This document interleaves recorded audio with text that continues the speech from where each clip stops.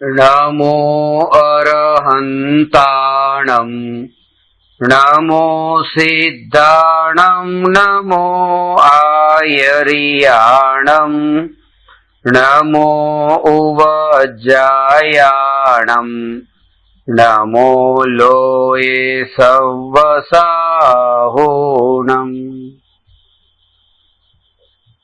जय जय। मोक्ष मार्ग प्रकाशक नवमो अधिकार सम्यक्त्वना विभिन्न लक्षणोनो मेळ पाना नंबर 328। उत्तर परथी भिन्न जे पोतानुं श्रद्धान होय छे ते आश्रवादी श्रद्धांथी रहित होय छे के सहित होय छे। जो रहित होय छे तो मोक्षना श्रद्धान विना ते कया प्रयोजन अर्थे आवो उपाय करे छे। संवर निर्जराना श्रद्धान विना रागादि रहित थई स्वरूपमां उपयोग लगाववानो उद्यम ते शा माटे राखे छे। आश्रव बंधना श्रद्धान विना ते पूर्व अवस्था ने शा माटे छोड़े छे। माटे आश्रवादीना श्रद्धान रहित स्व परનું श्रद्धान करवू संभवतुं नथी। ज्यां पण आ आश्रव आदि शब्द वापर्यो छे ए आश्रवादीनो अर्थ पांचेय तत्व जे पर्याय रूप छे एनी वात छे। आश्रवादी आश्रव बंध संवर निर्जरा ने मोक्ष એટલે આશ્રવાદીના શ્રદ્ધાન રહિત સ્વપરનું જીવ અજીવનું શ્રદ્ધાન કરવું સંભવતું નથી। અને જો આશ્રવાદિકના શ્રદ્ધાન સહિત છે તો ત્યાં સ્વયં સાતે તત્વોના શ્રદ્ધાનનો નિયમ થયો। वળી केवल एक आत्मानो निश्चय छे त्यां पण परनु पररूप श्रद्धान थया विना आत्मानु श्रद्धान थाय नहीं। माटे अजीवनु श्रद्धान थता ज जीवनु श्रद्धान थाय छे। अने प्रथम कया प्रमाणे आश्रवादिकनु श्रद्धान पण त्या अवश्य होय ज छे। तेथी अहीं पण साते तत्वोना ज श्रद्धानो नियम जाणवो।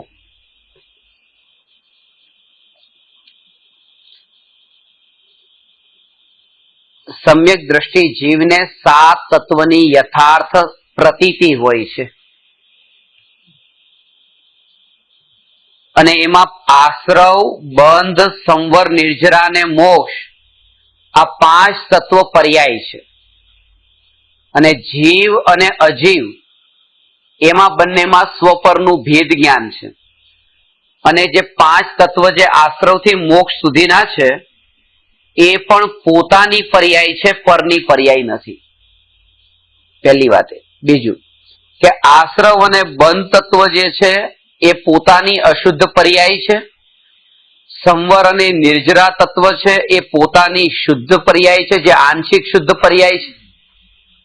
अने मोक्ष ए पोतानी परिपूर्ण शुद्ध पर्याय छे। अशुद्धतानुं ज्ञान होय पण पोताना शुद्ध स्वभाव पर दृष्टि होय। कशाय भाव उत्पन्न थाय त्यारे अशुद्ध भाव छे ए अशुद्ध भावने दरेक समये पोते जाणे छे अने माने छे के आ श्रद्धामां के आ भाव मारू स्वरूप नहीं, आ भावथी जुदो हूँ छूं। परने जाणती वखते पण भेद ज्ञान होवाना लीधे पोतानो अनुभव करे छे। आनो अर्थ ए छे के प्रत्येक ज्ञेयनी अनुभूतिना काळे पोताना ज्ञाननी सत्तानो अनुभव थाय एनुं नाम साधना छे।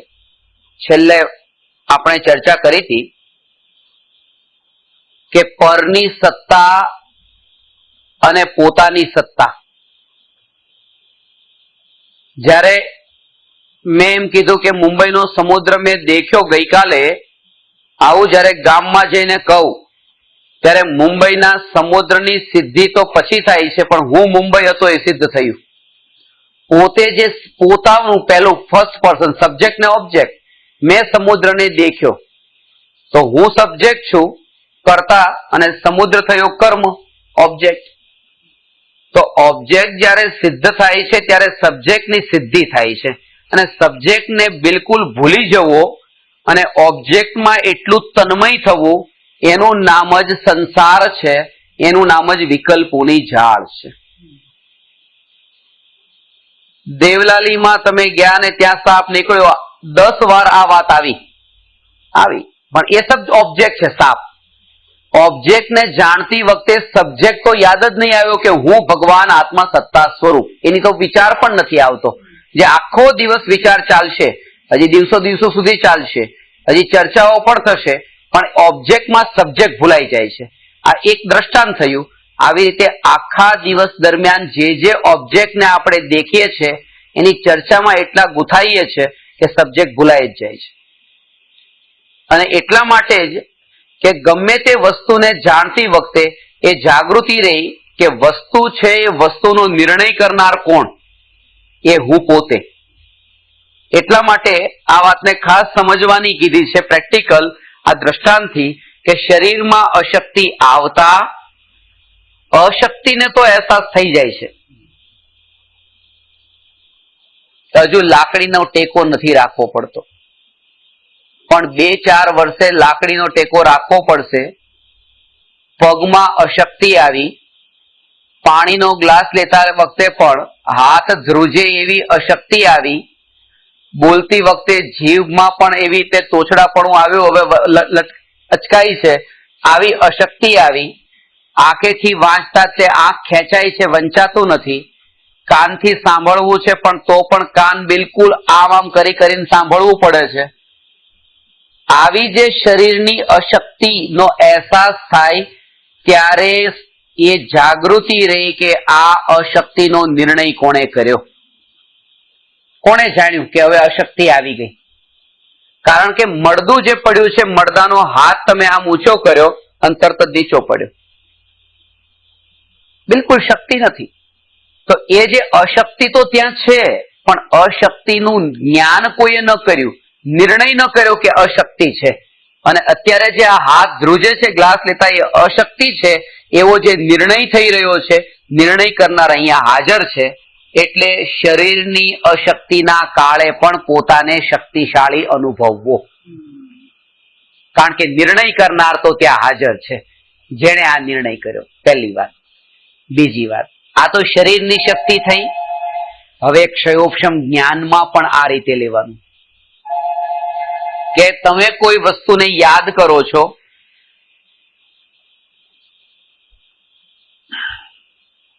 યાદ નથી આવતું, ભૂલાઈ ગયું. યાદ હતું, હમણાં યાદ હતું, હવે યાદ નથી આવતું, ભૂલાઈ ગયું. એ યાદ નથી આવતું એવો નિર્ણય કોણે કર્યો? એ જ્ઞાને કર્યો. એ જ્ઞાન છે અત્યારે, જે જાણે છે કે આ યાદ આને કરવું છે પણ યાદ નથી રહેતું, એ રિયલાઇઝ કોને થયું? એ જ્ઞાનને થયું. એટલે કે યાદ શક્તિની નબળાઈના કારણે પણ પોતાને શક્તિશાળી અનુભવવો. આ ક્રમે ક્રમે શરીરની શક્તિ, યાદ શક્તિ, આવી શક્તિઓના કાળે જ્યારે અશક્તિ એમાં તમને લાગે ત્યારે પણ પોતાને શક્તિશાળી અનુભવે. એટલે કે આ જે યાદ શક્તિ એ ઓબ્જેક્ટ છે, એને નિર્ણય કરનાર જ્ઞાન એ સબ્જેક્ટ છે. શરીરની અશક્તિ એ ઓબ્જેક્ટ છે, એનો નિર્ણય કરનાર જ્ઞાન સબ્જેક્ટ છે.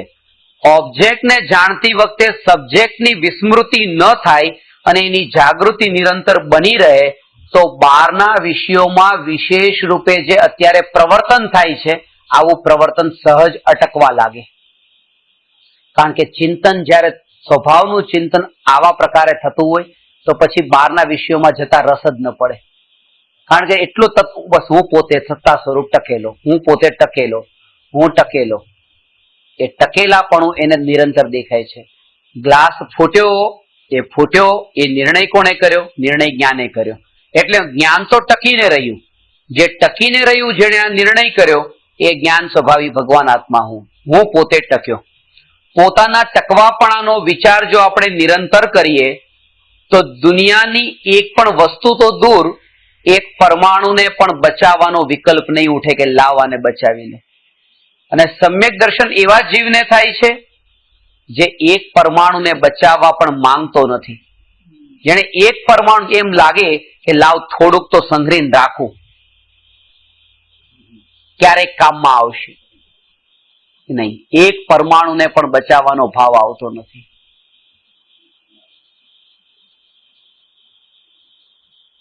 એક વ્યક્તિના ઘરમાં આગ લાગી. આગ લાગતા જ તે પોતે એટલો ચિંતામાં મરતો મરતો બચ્યો.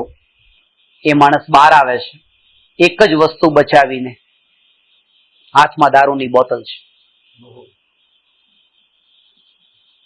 બાર લોકોનું ટોળું ભેગું થયું. લોકો પૂછે છે કે બધું ગયું? કે હા, બધું ગયું. અને એટલો ચિંતામાં, એટલે કોઈએ એને સજેશન આપ્યું, સલાહ આપી કે એક કામ કર, આ દારૂ છે થોડુંક પી લે તું, થોડુંક તારું માથું દુખે છે તો ઉતરી જશે, એમ થોડી તને શાંતિ લાગશે. આટલું બધું તારું લૂંટાઈ ગયું બધું. તો કે છે ના, આ દારૂ તો હું બચાવીને રાખવા માંગુ છું. કોઈ એવી વિકટ પરિસ્થિતિ મારી સામે આવે તો એ ટાઈમે કામમાં આવે. લોકો કહે છે હવે આનાથી વધારે વિકટ શું? આપણી સ્થિતિ આવી જ છે. જે વસ્તુને બચાવવા માંગીએ છીએ ક્યારેક કામમાં આવે, કોઈ એવી સ્થિતિ આવે, દુઃખ આવે, પણ આનાથી બીજું મોટું દુઃખ કયું અત્યારે જે ભોગવીએ છીએ? હવે તો એને વાપરી નાખો. આપણે જે બચાવવા માંગીએ છીએ એ ભવિષ્ય માટે, પણ એ ખબર જ નથી કે વર્તમાનનું જે જીવન છે એ જીવન કેવા પ્રકારનું છે. જે ભવિષ્યની કલ્પના કરીએ છીએ એનાથી પણ બદતર છે, જેનો વિચાર નથી આવતો, કારણ કે તર્ક વાપર્યો છે, એમાં પોતાની બુદ્ધિ વાપરી છે, સમાધાન કરી લીધું છે. હિટલર પોતાને, એમની સાથે જે કામ કરનારા એમના જે સેવકો, એમને એવા રૂપે રાખે.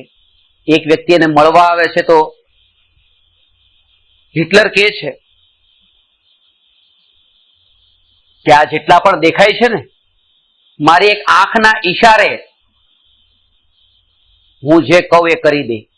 એમ કહું કે આમ આમ, એમ કહું કે અહીંથી ઉપરથી નીચે પડો તો ઉપરથી નીચે પડે. 7મા માળે હતા એ.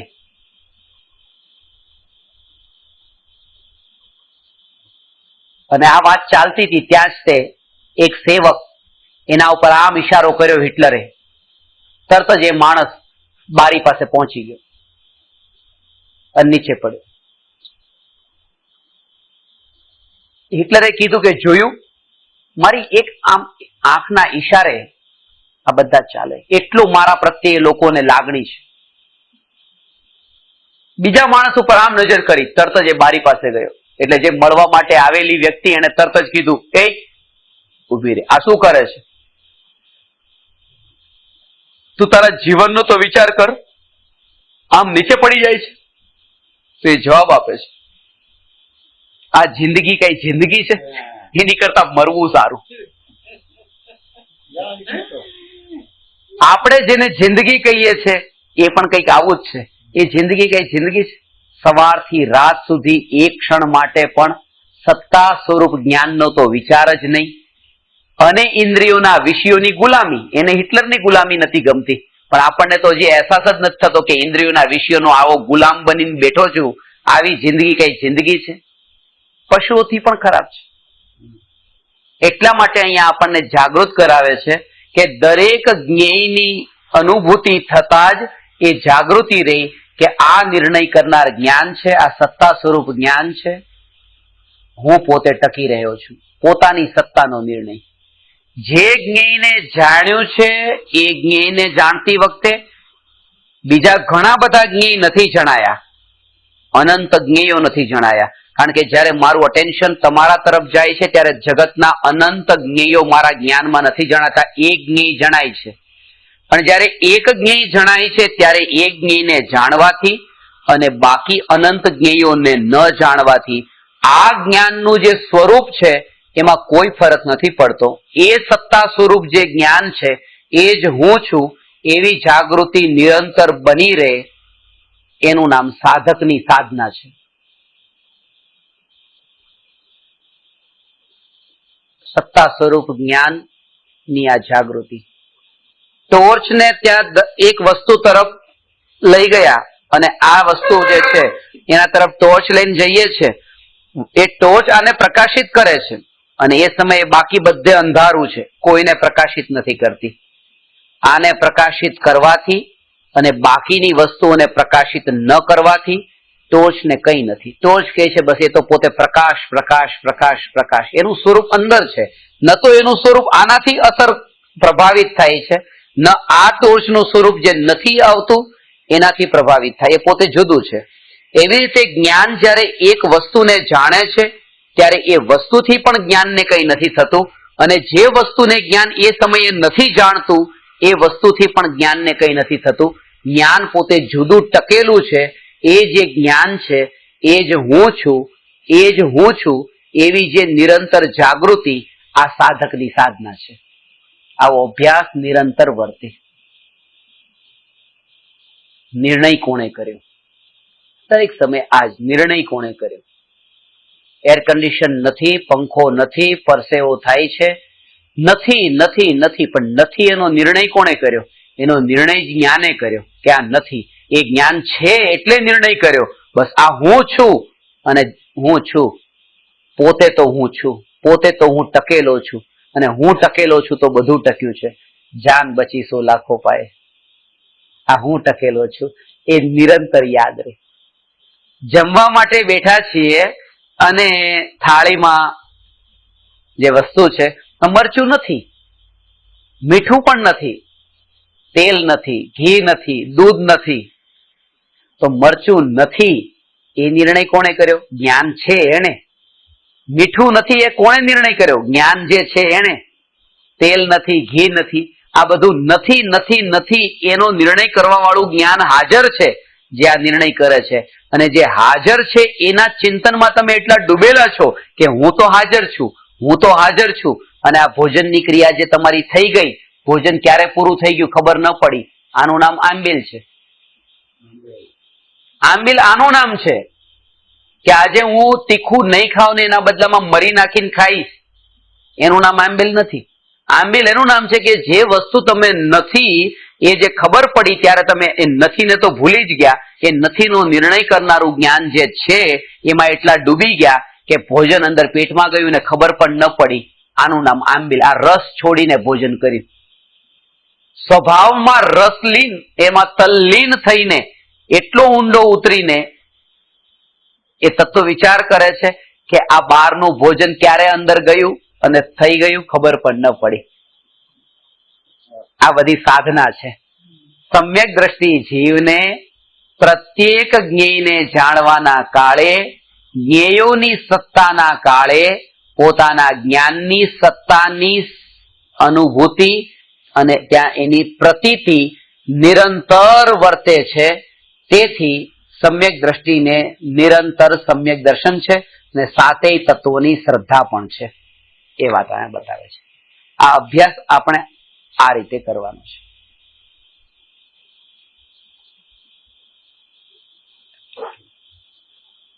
પોતે હું સત્તા સ્વરૂપ ટક્યો છું, પોતે હું ટક્યો છું, પોતે હું ટક્યો છું.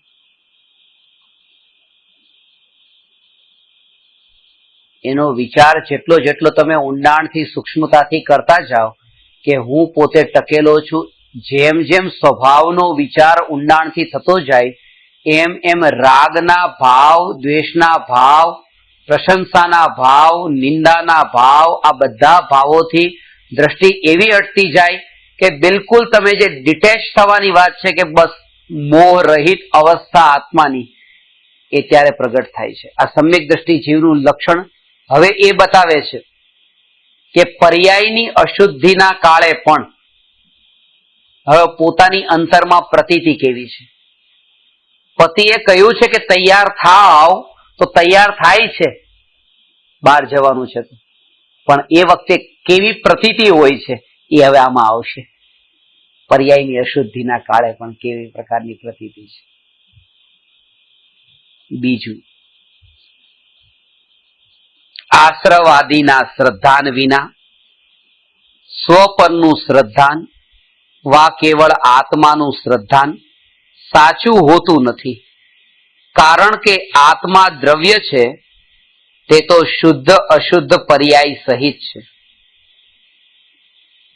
જેમ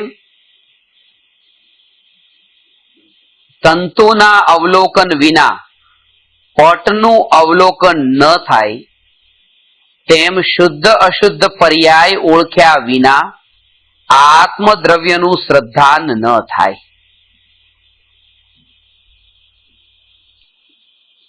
કારણ કે છે ને એ દોરાનો સમૂહ જ કપડું છે.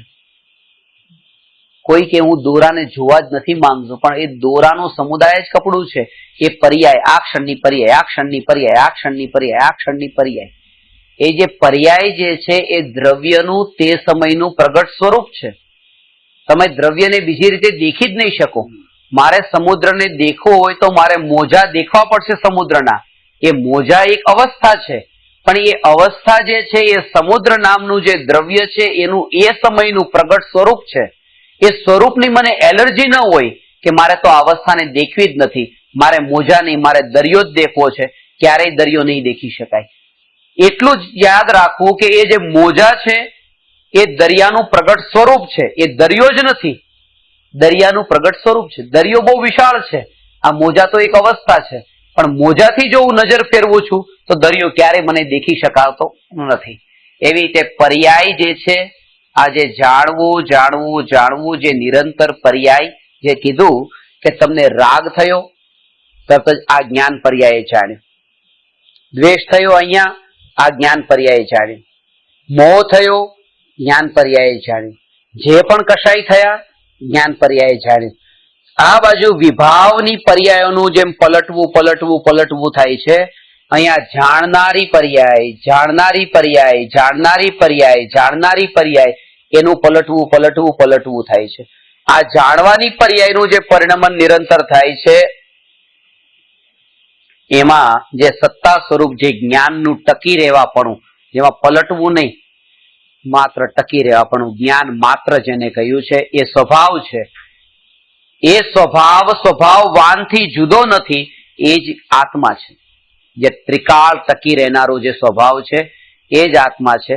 એટલે એ જાગૃતિ રહી કે હું જાણનાર નહીં, પણ જે જાણતો નથી તે, જે જાણવામાં આવે છે તે હું. જાણનાર તે હું નહીં, જાણવામાં આવે છે તે હું. જાણનાર તે પર્યાય અને જાણવામાં જે આવે છે એ દ્રવ્ય તે હું. આ ત્રિકાળીમાં એકત્વ કહેવાય.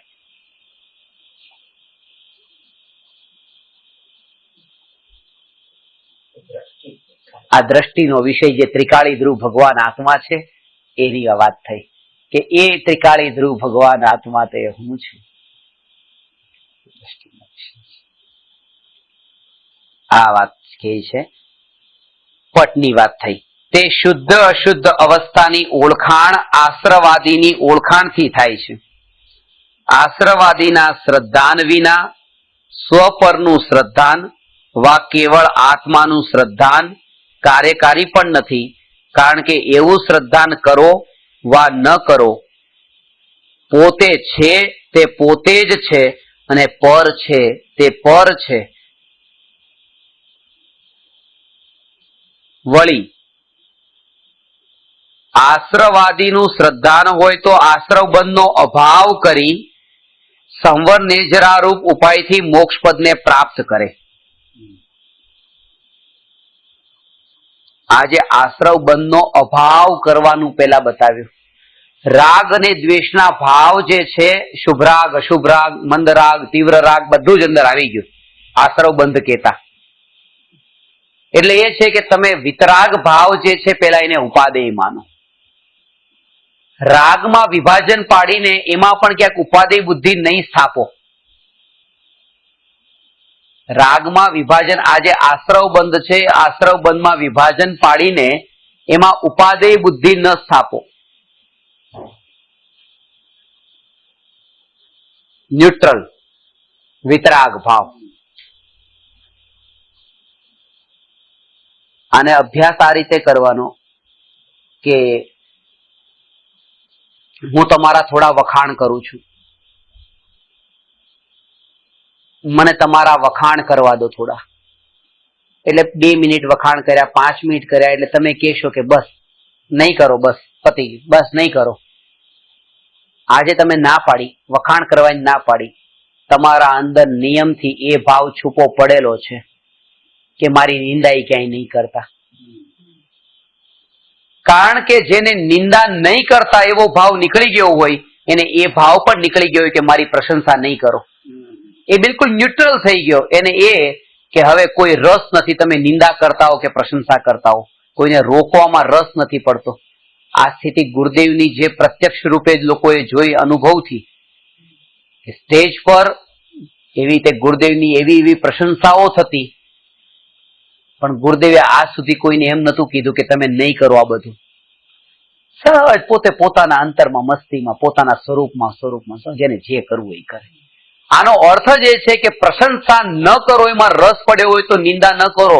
એ બીજું પડખું ત્યાં ઊભું છે. એકમાં રાગ વાળો પક્ષ છે તો ત્યાં બીજામાં દ્વેષ વાળો પક્ષ છે.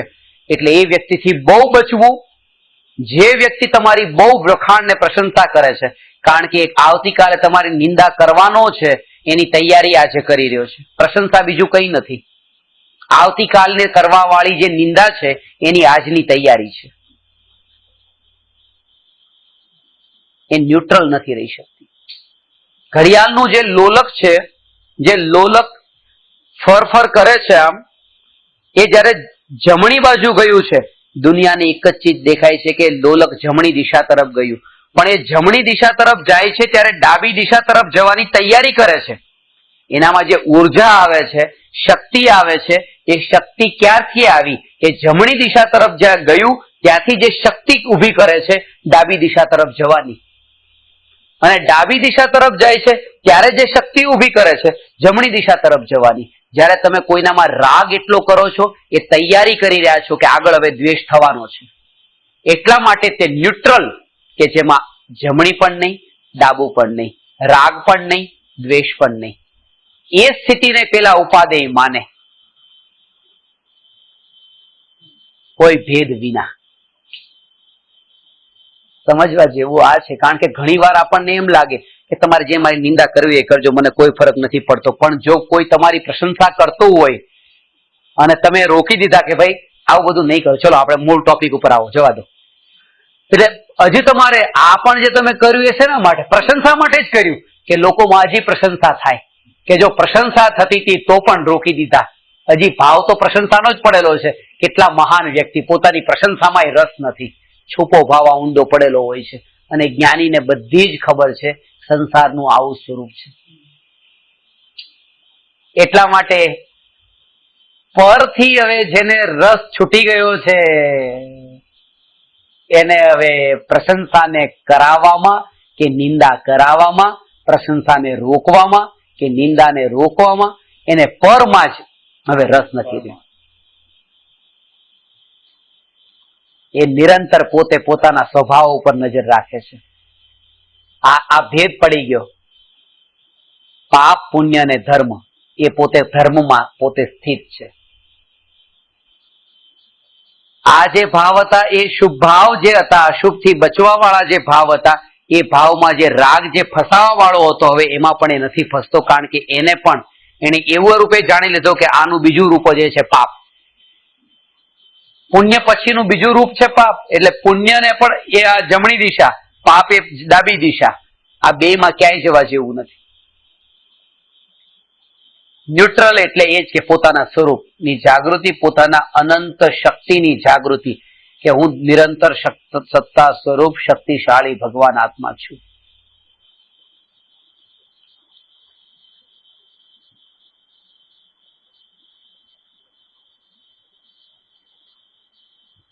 એક ધનવાનને ત્યાં ચોર આવ્યા. ચોર આવે છે, ધનવાન એકલા છે, હોલમાં બેઠા છે. ચોરે કીધું ચલો ઉભા થાવ. ઉભા થવું પડ્યું. બંદૂક દેખાડી તો હાથ બાંધી દીધા બિલકુલ પાછળ, અને ખુરશી પર બેસાડી દીધા કે ચલો હવે અહીં બેસશે. અને એક સર્કલ બનાવી દીધું અને કહ્યું કે આ સર્કલની બહાર નીકળવાનું નથી, એ તો સીધી જ આ બંદૂકની ગોળી ખોપડીમાં બેસી ગયા. એ તો ચોર અંદર ગયા રૂમમાં, જે કઈ તિજોરી કબાટમાં જે કઈ ખજાનો બધો હતો બધાની પોટલી વાળીને બધું લઈને જતો રહ્યો. મિત્રો આવ્યા, મિત્રોએ પૂછ્યું કે શું થયું, કે ચોર આવ્યા હતા અને આવું થયું. તો કે તું આવો કાયર છો? કોણ કહે છે કે હું કાયર છું? હું કાયર નથી. એને કીધું તું કે આ સર્કલ ની બહાર નહીં નીકળતા, હું 4 વાર નીકળીને અંદર આવી ગયો. એને ખબર, મને હું ક્યાં કાયર છું, મને કોઈ ડર નથી લાગતો એનો. આપણી સ્થિતિ પણ એવી છે. પાપના સર્કલમાંથી ક્યારેક થોડા બહાર પુણ્યમાં જઈ આવીએ છીએ. આપણે માની બેસીએ છીએ કે ઘણું બધી મારામાં ઘણો ધર્મ કરી લીધો, પણ અનંત વૈભવ જે મારો આત્માનો લૂંટાઈ રહ્યો છે, શક્તિ, એને રોકવાનો વિચાર જ નથી કરતા. કે મારી અનંત શક્તિ જે પર પદાર્થોમાં વેડફાય છે, વિષય ભોગોમાં વેડફાય છે, સંસારના ભોગોમાં, એને બચાવવું, એ વૈભવને બચાવવાનો વિચાર નથી. થોડું પુણ્યના અંદર જતા રહે છે, પાપના સર્કલમાં જ મોટા ભાગે બંધાઈને પડ્યો છે. અહીંયા એ કહે છે કે લક્ષ્ય એ ન હોય સર્કલમાંથી બહાર જવાનું, લક્ષ્ય એ છે પોતાની નિધિને બચાવવાનું. ન્યુટ્રલ થવાનો અર્થ એ છે કે પોતાની અનંત શક્તિ, અનંત વૈભવ છે, એ અનંત વૈભવ ઉપર જ નિરંતર નજર રહી કે હું અનંત શક્તિશાળી ભગવાન આત્મા.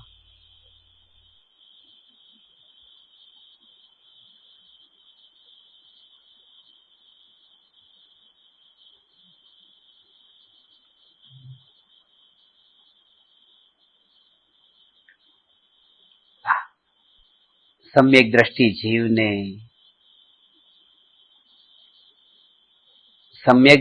જીવને હવે આ આશ્રવ બંધના ભાવ એ બંને છોડવા યોગ્ય લાગ્યા ને માન્યા. એટલે હવે ભેદ નથી પડતો, આ ભાવ સારો ને આ ભાવ ખરાબ, ત્યાં પરમાં જ ભેદ નથી પડતો. સંવર નિર્જરા ઉપાદેય લાગ્યા છે, ઉપાદેય માન્યા છે. એનો અર્થ એ છે કે વિતરાગ પરિણતિ જે છે, એ વિતરાગ પરિણતિ જેમાં શુદ્ધતા પ્રગટ થઈ વિતરાગતાની, અને એ શુદ્ધિની વૃદ્ધિ નિરંતર થઈ રહી છે. એ શુદ્ધિની વૃદ્ધિ જે નિરંતર થઈ રહી છે એને પણ જ્ઞાની માત્ર જાણે છે. ખાલી વિષયના ભોગો પણ ઉદય અનુસારે છે એને જાણે છે એમ નહીં, પણ અંદરમાં જે આત્મામાં નિર્મળ ભાવ પ્રગટ થતો જાય છે, એ પવિત્ર ભાવ જે પ્રગટ થતા જાય છે એને પણ જાણે છે. અને એટલું ભેદ જ્ઞાન છે ત્યાં કે આ નિર્મળ ભાવ પ્રગટ્યો, હું પ્રગટ થનારો ભગવાન આત્મા નથી, હું ત્રિકાળ ટકી રહેનાર ભગવાન આત્મા છું. આ જાગૃતિના બળે આ પ્રગટ થતા સંવર નિર્જરાના ભાવમાં પણ એટલી તન્મયતા નથી થતી. એનાથી પણ અલિપ્ત ભાવે ચૂપચાપ એનો જ્ઞાતા દ્રષ્ટા રહે છે.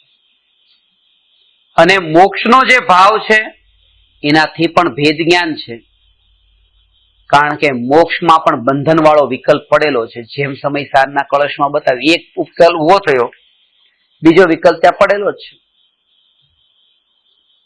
એટલા માટે બંધન વાળો વિકલ્પ ત્યાં રહેલો જ છે, જો પોતાને હું મોક્ષ માનું છું તો. એટલા માટે હું ભગવાન આત્મા છું, બસ જ્ઞાન પ્રકાશવાન, જ્ઞાન સ્વભાવવાન ભગવાન આત્મા છું. આમાં મોક્ષ વાળો છું કે સંસાર વાળો છું, એ બે માંથી કોઈ વિકલ્પ રહેતો નથી. એ વાતને અહીંયા કહે છે. આ રીતે પાંચેય તત્વની જેને શ્રદ્ધા છે એને જ સ્વપરનું જાણવું વા સ્વનું જાણવું કાર્યકારી છે. સ્વપરનું જાણવું કાર્યકારી છે.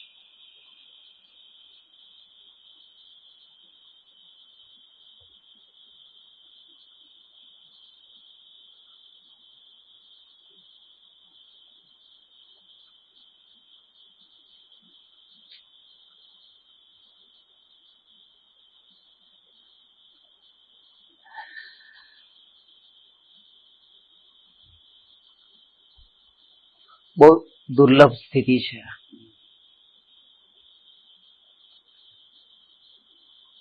ઘરમાં એટલી ફેસિલિટી નથી, દવાખાનામાં ઘણી ફેસિલિટી છે અને દવાખાનામાં જવું પણ પડે તો પણ ત્યાં એ જાગૃતિ છે કે મારું ઘર તો આ છે જ નહીં. ભલે ગમે એટલી ફેસિલિટી મળતી હોય, ઘરે એટલી નર્સ નહીં હોય જેટલી દવાખાનામાં મળે છે. ઘરે આવી રીતે ડોક્ટર આવી વિઝિટ પર નહીં આવે ઘડીએ ઘડીએ, જ્યાં દવાખાનામાં આવે છે આટલું ધ્યાન નહીં રહે, તો પછી દવાખાનામાં કેમ નથી રહેવું? પોતાના ઘરની ખબર છે કે આ મારું ઘર નથી, એ ખબર છે. પરમાં જતા વખતે પણ પોતાના ઘરનું જેમ સ્મરણ છે એવી જાગૃતિ જ્ઞાનીને પરમાં જતી વખતે પોતાના આત્માની છે. જ્ઞેયને જાણતી વખતે પણ પોતાનું જે આ જ્ઞાન જે સત્તા સ્વરૂપ જે છે એની જાગૃતિ ત્યાં છે, એની જાગૃતિ છે.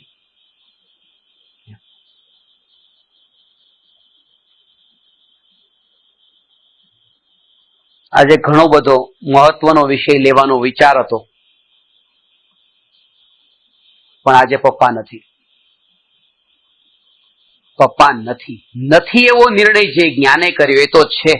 બસ હું પરિપૂર્ણ છું. આ જાગૃતિ નિરંતર નથી એમાં છે. પત્નીને જો એમ લાગે કે પતિ નથી અને માને એમ લાગે કે દીકરો નથી, દરેક સમયે આ જાગૃતિ કે નથીનો નિર્ણય કરનાર જ્ઞાન અહીંયા છે. બસ હું પોતે છું.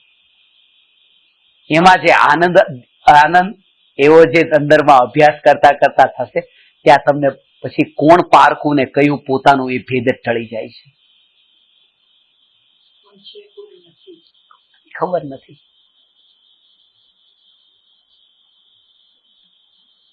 નથી, કારણ કે બધું જ પારકું છે. ખાસ વાત એ છે બધું જ પારકું છે. એટલા માટે મને તકલીફ એટલી ન પડે. કાલે માનો શિલ્પાબેન ના ઘરે કોઈ ન હોય, મારે ત્યાં બોલવાનું મને તો, કારણ કે મારે તો એ પારકું છે ને આ પારકું છે, મારે બધું પારકું છે. જ્યાં હોય ત્યાં હું તૈયાર છું, મને ક્યાં વાંધો છે. પણ એક વાત ખાસ છે કે જયારે બધું જ પારકાની કેટેગરીમાં જાય ને પછી એટલી તકલીફ નથી પડતી. તકલીફ ત્યાં છે કોઈકને તો પારકું માની, કોઈકને હજી પોતાનું માની. બધી સુવિધાની વાત છે, બધી સુવિધાની વાત છે. કોઈકને પારકું માન્યું છે, કોઈકને પોતાનું માન્યું છે. હું આત્માની વાત સાંભળવા જો બેઠો અને જો મને આ વાત નજરમાં રહેતી જ નથી કે હું મારા ઘરમાં છું કે બીજાના ઘરમાં છું, બીજો મારા ઘરમાં છે કે બીજો એના ઘરમાં છે,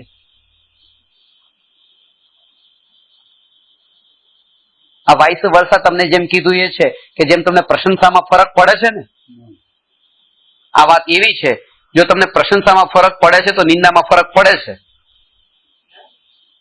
આ વાત એના જેવી છે કે હું તમારા ઘરે આવું અને તમે ન હો તો મને ફરક પડે છે. એનો મતલબ એ કે મારા ઘરે તમે આવો અને હું ન હોઉં તોય મને ફરક પડે છે પછી, કારણ કે બંનેમાં અપ્લાય થાય છે. પછી ન્યુટ્રલ નો અર્થ એ છે કે હવે ક્યાંય ફરક નથી પડતો.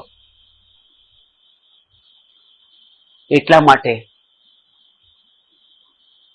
જ્ઞાની ગુફામાં પણ રહી જાય, સમજદાર જ્ઞાની આત્મજ્ઞાની ક્યાંય હવે ફરક. હવે જ્યાં જોયું ત્યાં પેલા એટલું સંકુચિત દ્રષ્ટિ હતી, આટલું જ બસ આમાં જ અટક્યા હતા, આના જ વિચારોમાં અટક્યા હતા. એના કારણે એટલો મોટો ભેદ પડતો હતો સ્વનો અને પરનો. જેનો અભ્યાસ છે ને એ અભ્યાસ આ પ્રકારે હવે નિરંતર, જ્યારે પણ એમ કહેવામાં આવે કે બધું જ પારકાની કેટેગરીમાં, બધું જ પારકાની કેટેગરીમાં, ત્યાં તમે એક તર્ક વાપરશો, એ તમારો પોતાનો જ તર્ક હશે. પુણ્યના ઉદયથી મળ્યું એ આપણું, બીજું બધું આપણું ન કહેવાય. બધી વસ્તુ આપણી કઈ કહેવાય? નહીં તો આ પુણ્યના ઉદય આટલી વસ્તુ તમને મળી, આ તમારી, બીજી બધી તમારી ન કહેવાય. તર્ક વાપર્યો, અને જ્યાં આપણે આપણા તર્ક વાપરીએ છીએ ત્યાં વસ્તુ સ્વરૂપ છે ને વસ્તુ સ્વરૂપ ઢંકાઈ જાય છે. એટલા માટે આગળ જે વાત છે ને એટલી સુંદર વાત આવશે કે તમે વ્યક્તિના આગ્રહથી હટીને વસ્તુ સ્વરૂપને જ એઝ ઇટ ઇઝ જેમ છે તેમ તમે જો.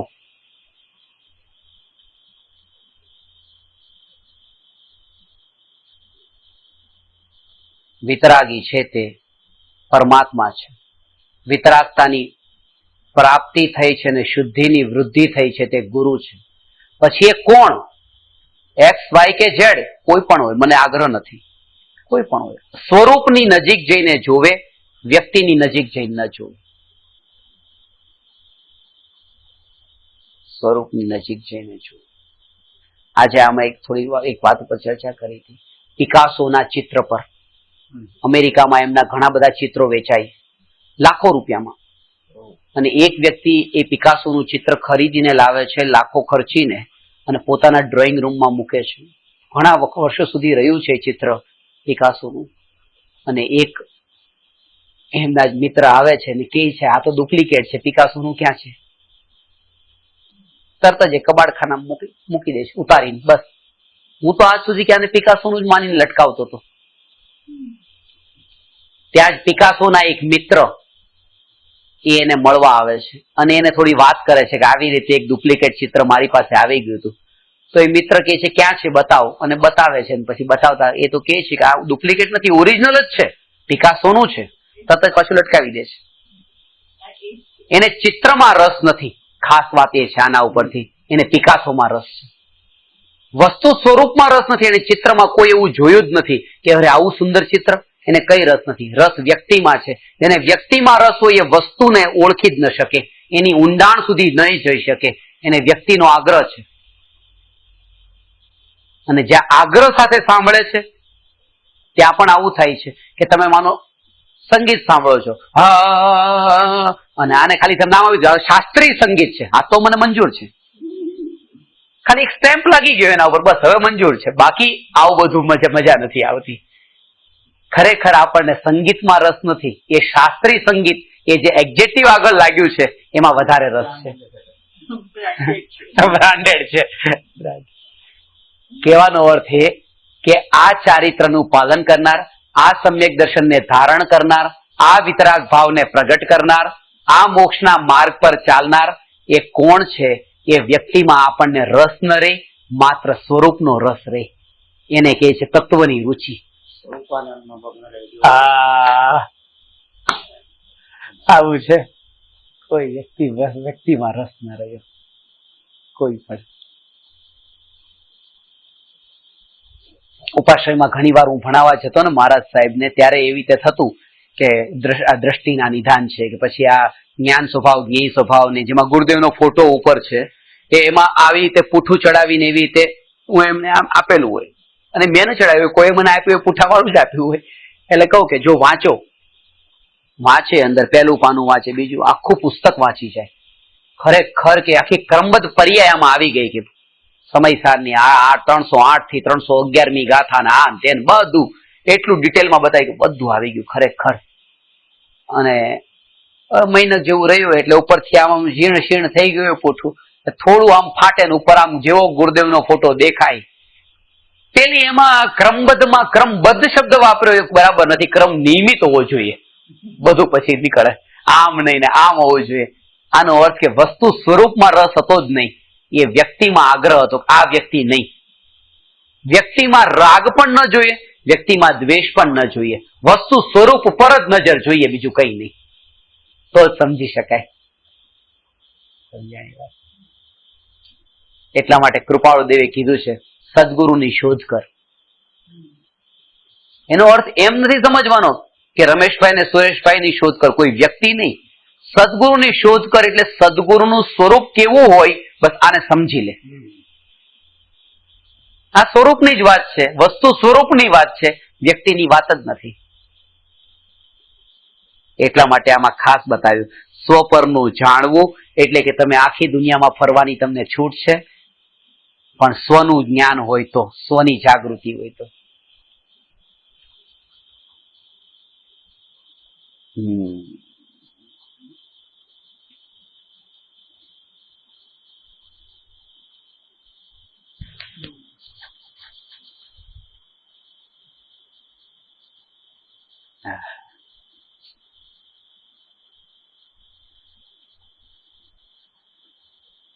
સ્વપરનું જાણવું, આ સ્વનું જાણવું કાર્યકારી થાય છે. એ શ્રદ્ધામાંથી નથી જતું. એટલે તમે બહાર ભલે ગયા, દુકાનોમાં ભલે ગયા, તમે જ્યાં ગયા ત્યાં ભલે ગયા, પણ તમને અંદરમાં એ જાગૃતિ રહી, પોતાનું ઘર ક્યાં છે એ ન ભૂલાય. અમે જયારે જાત્રા માટે જતા, ગજપંથા જતા, દેવલાલી જતા, ત્યારે વળતા એકવાર અમારે ચર્ચા થઈ હતી. મેં કીધું આપણે બધી જગ્યાએ જે ભગવાનના સમૂહ શરણમાં જે આવે છે એ બધાને ત્યાં જઈ આવ્યા. ગજપંથા ગયા તો તિર્યંશનું નામ છે ગજ, તો ત્યાંય જઈ આવ્યા. દેવલાલે જઈ આવ્યા તો દેવગતિમાં જઈ આવ્યા, અને તિર્યંશ ગતિમાં જઈ આવ્યા. અને જઈ આવવા વાળા મનુષ્ય એ મનુષ્ય થઈને જઈ આવ્યા, બધે જ જઈ આવ્યા આપણે.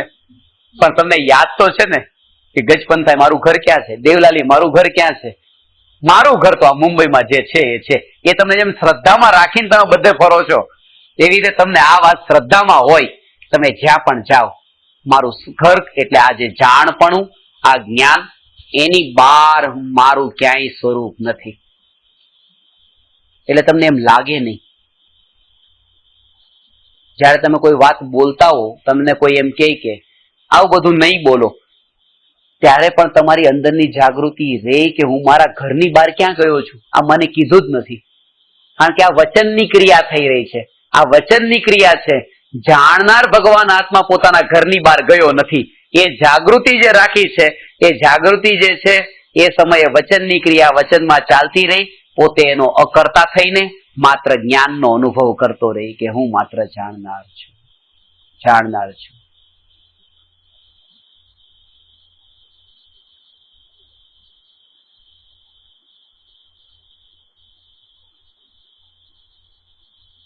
આ છે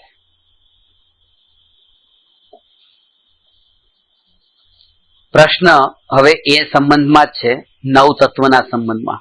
જો એમ છે તો શાસ્ત્રોમાં સ્વ પરના શ્રદ્ધાનને વા કેવળ આત્માના શ્રદ્ધાનને સમ્યક્ત્વ કહ્યું, વા કાર્યકારી કહ્યું, તથા નવ તત્વની સંતતિ છોડી અમારે તો એક આત્મા જ પ્રાપ્ત થાવો એમ કેમ કહ્યું છે?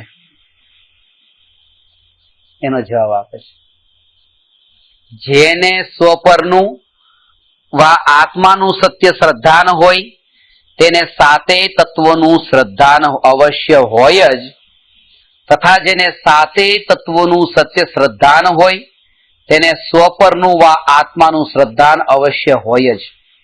એવું પરસ્પર અવિના ભાવપણું જાણી સ્વપરના શ્રદ્ધાનને વા આત્મશ્રદ્ધાનને જ સમ્યક્તું કહ્યું છે. અવિના ભાવ સંબંધ છે ને એટલા માટે.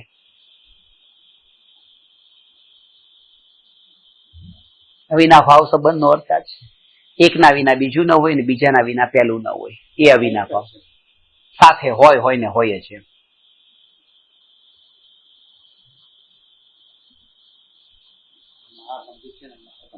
હા,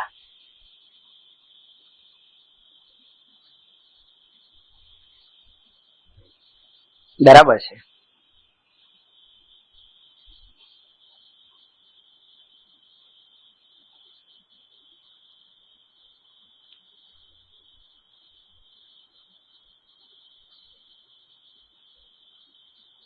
જે સમ્યક દ્રષ્ટિ જીવ જ્ઞાની બહારના વિષયોમાં પ્રવર્તે છે, પ્રવર્તે છે, પણ અંતરમાં જે સમ્યક દર્શન જે પ્રગટ થયું છે એને બતાવવામાં રસ નથી એમને કોઈને કે મને સમ્યક દર્શન પ્રગટ થયું છે. કારણ કે એમાં પણ પરનો રસ થઈ ગયો પાછો કે કોને બતાવવા માંગુ છું હું, આ કોને કહું કે આ સમ્યક દર્શન થઈ ગયું.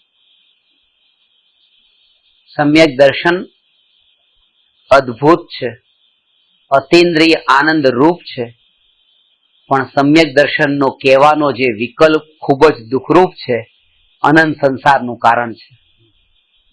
કારણ કે વિકલ્પ છે, કારણ કે પરને તરફ ખેંચીને લઈ જાય છે.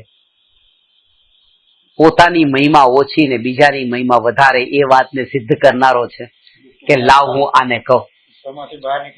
પરમાં ગયો. અને એટલા માટે જ કે જ્યાં પણ 12માં પ્રસિદ્ધિ જો આવી કરનાર કે મને ધર્મ પ્રગટ થયો છે, મને આત્મા પ્રગટ થયો છે, મને પતી ગયું.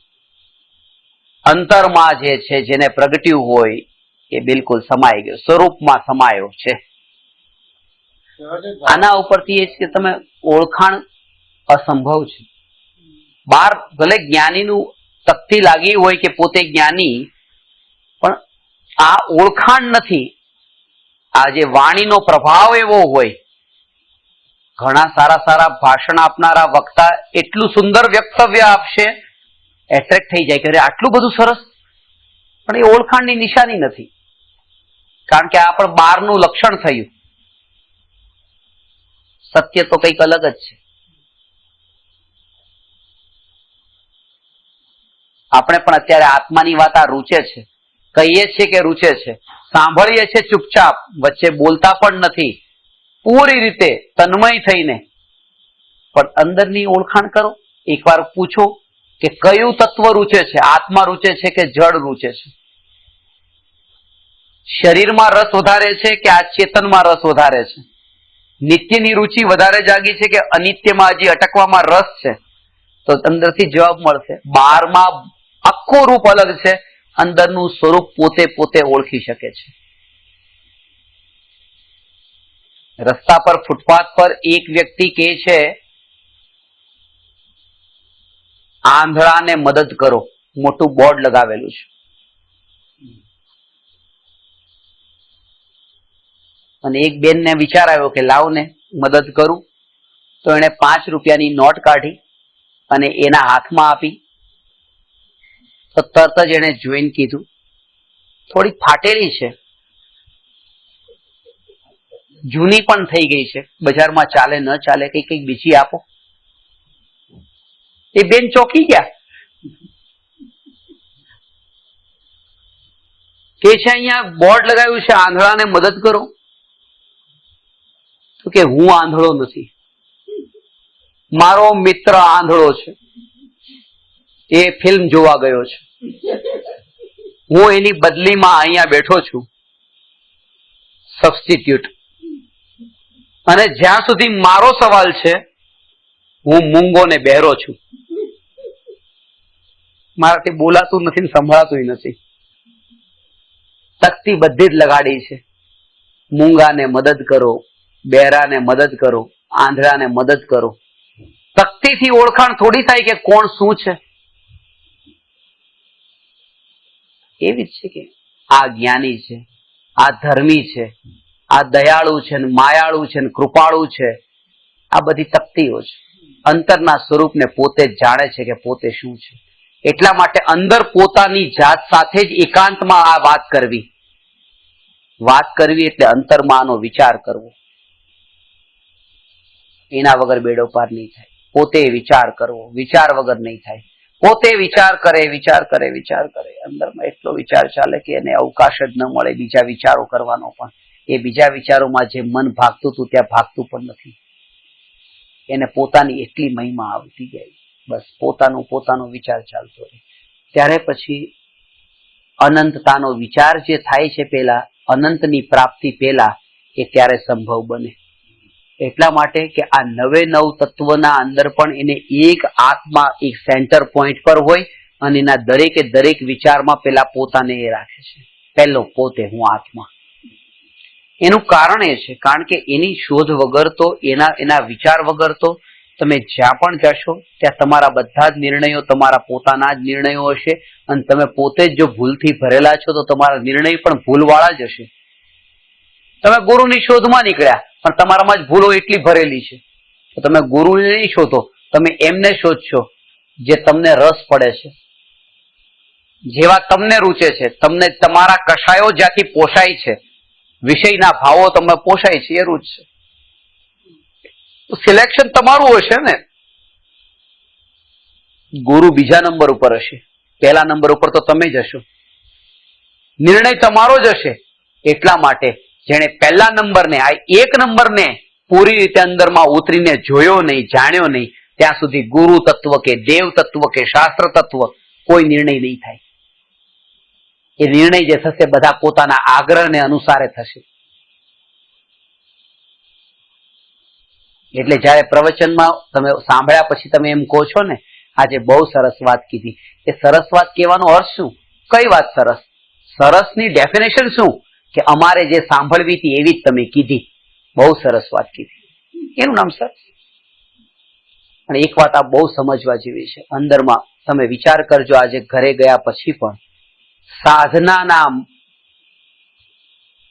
સાધના માર્ગમાં વચ્ચે એવા એક નહીં, અનેક નહીં, અનેકાનેક વિરામ સ્થાનો આવશે, જેમાં તમારી ઈચ્છા કંઈક અલગ હશે અને સામે ગુરુની આજ્ઞા કોઈક અલગ હશે. તમારે જવું હશે ડાબી દિશામાં, ગુરુની આજ્ઞા હશે જમણી દિશા તરફ જવાની. કંઈક ઉલટી ઉલટી આજ્ઞા હશે, એવા પણ વચ્ચે વચ્ચે સ્થાનો આવશે. અને ત્યારે એ કસોટી હશે કે હવે શું કરવું, મારો નિર્ણય માન્ય રાખું કે ગુરુનો. ત્યાં પણ જે એને સમજી લે કે બધે મારી ઈચ્છા નહીં ચાલે, ક્યાંક આવી વિકટ પરિસ્થિતિ પણ આવે, ક્યાંક મારી ઈચ્છા વિરુદ્ધ પણ ક્યારેક કોઈ આજ્ઞા આવે તો એને પણ હું શિરોધાર્ય, એને પણ હું સ્વીકાર કરું. એના વગર આગળ ડગલું ન માંડી શકાય. કારણ કે બધું જ જે મારે જોઈતું છે એવું જ સામેથી આવે તો એ સાધના ક્યાં રહી પછી? ત્યાં તો એ તો વિષયના ભોગોમાં થતું જ તું કામ. એટલા માટે આ એક નિશાની છે કે સાધનાની, તમે સાધના માર્ગ પર ચાલો છો એની ખબર કેમ પડે? ખબર એમ પડે કે તમારી ઈચ્છા હોય છે કંઈક અલગ અને સામે ઓપોર્ચ્યુનિટી સામે આવી છે, આજ્ઞા પણ ગુરુની જે તમારી સામે આવી છે, પરિસ્થિતિ જે સામે આવી છે કંઈક બિલકુલ અલગ આવી છે અને તમે એને પણ બિલકુલ શિરોધાર્ય સ્વીકાર કરી લીધી. ન તો મસ્તક તમે એનો સ્વીકાર કર્યો, બસ તમે આગળ વધ્યા. એનો આ સ્થિતિ માટે પણ કેટલી અંદરની તૈયારી ને પુરુષાર્થ હોય તો જાય. કારણ કે પોતાનો આગ્રહ એક બાજુ મૂકીને ત્યાં આગળ જાય છે. ત્યાં સ્વીકાર કરીને ઠીક છે, બરાબર છે, આમ નહીં આમ ઠીક છે, મને મંજૂર છે, હું આ રીતે સ્વીકાર કરું છું. એ રીતે અને અંતરથી પાછું સમજીને, એમ નહીં કે જોર જબરદસ્તીથી કે આટલા બધા લોકોની વચ્ચે ગુરુ કહે છે મારી વાત માનો ને ન માનું તો ગુરુનું અપમાન થઈ જાય, અથવા તો મારું પણ અપમાન થાય કે હે ગુરુનો અનાદર કર્યો. આ સમજીને આ માની છે આજ્ઞા, એમ નહીં. અંતરમાં એમ લાગ્યું કે સાધના માર્ગમાં બધું મને ગમતું એવું નહીં આવે, કોઈ એવા પણ સ્થાનો આવશે જ્યાં મારી ઈચ્છા બિલકુલ અલગ હશે અને ગુરુની વાણી, ઉપદેશ, આજ્ઞા એ બિલકુલ અલગ હશે. એનો પણ સહજ સ્વીકાર થાય. પણ આ ક્યારે થાય? ગુરુનો સ્વીકાર ક્યારે થાય? 2 નંબરનો સ્વીકાર ક્યારે થાય? જ્યારે 1 નંબરમાં બરાબર દ્રઢતા હોય કે આ હું પોતે કોણ, તો થાય. સમજાણું?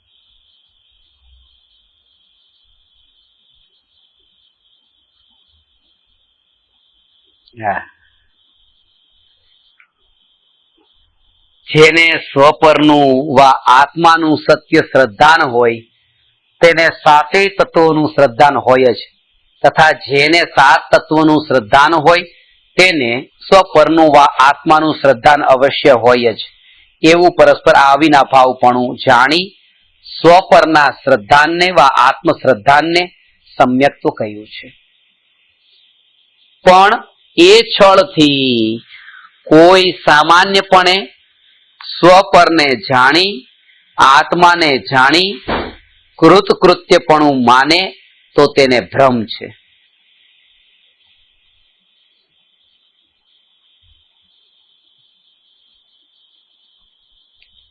કારણ કે એમ કહ્યું છે કે નિર્વિશેષો હિ સામાન્યમ ભવેત ખર વિષાણવત. એનો અર્થ વિશેષ રહિત સામાન્ય છે તે ગધેડાના શિંગડા સમાન છે. વિશેષ વિનાનું સામાન્ય, મોજા વગરનો દરિયો હોય જ નહીં. મોજો એટલે વિશેષ, દરિયો એટલે સામાન્ય. વિશેષ એટલે પર્યાય, સામાન્ય એટલે દ્રવ્ય.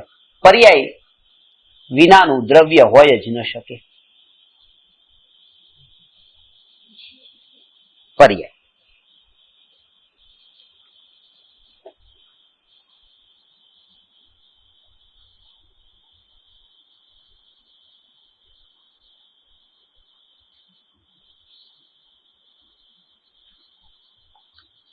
માટે પ્રયોજનભૂત આશ્રવાદી વિશેષો સહિત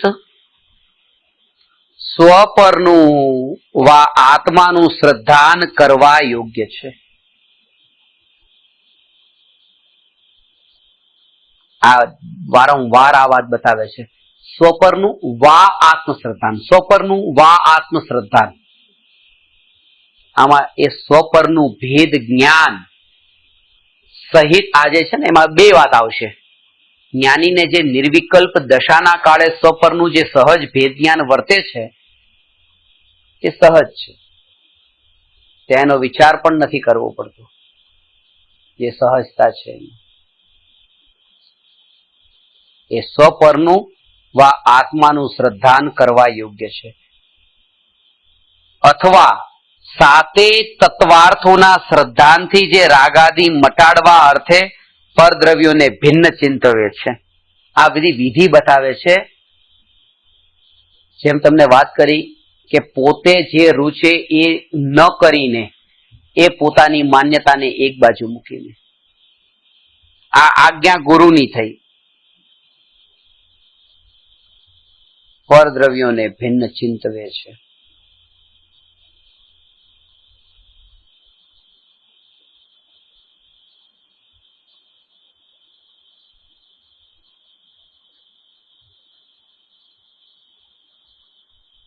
ભેદ જ્ઞાન ની ધારા સમ્યક દ્રષ્ટિને સહજ રૂપે હોય છે. મિથ્યા દ્રષ્ટિને એ ભેદ જ્ઞાનનો અભ્યાસ હોય છે. જો આત્માર્થી હોય અભ્યાસ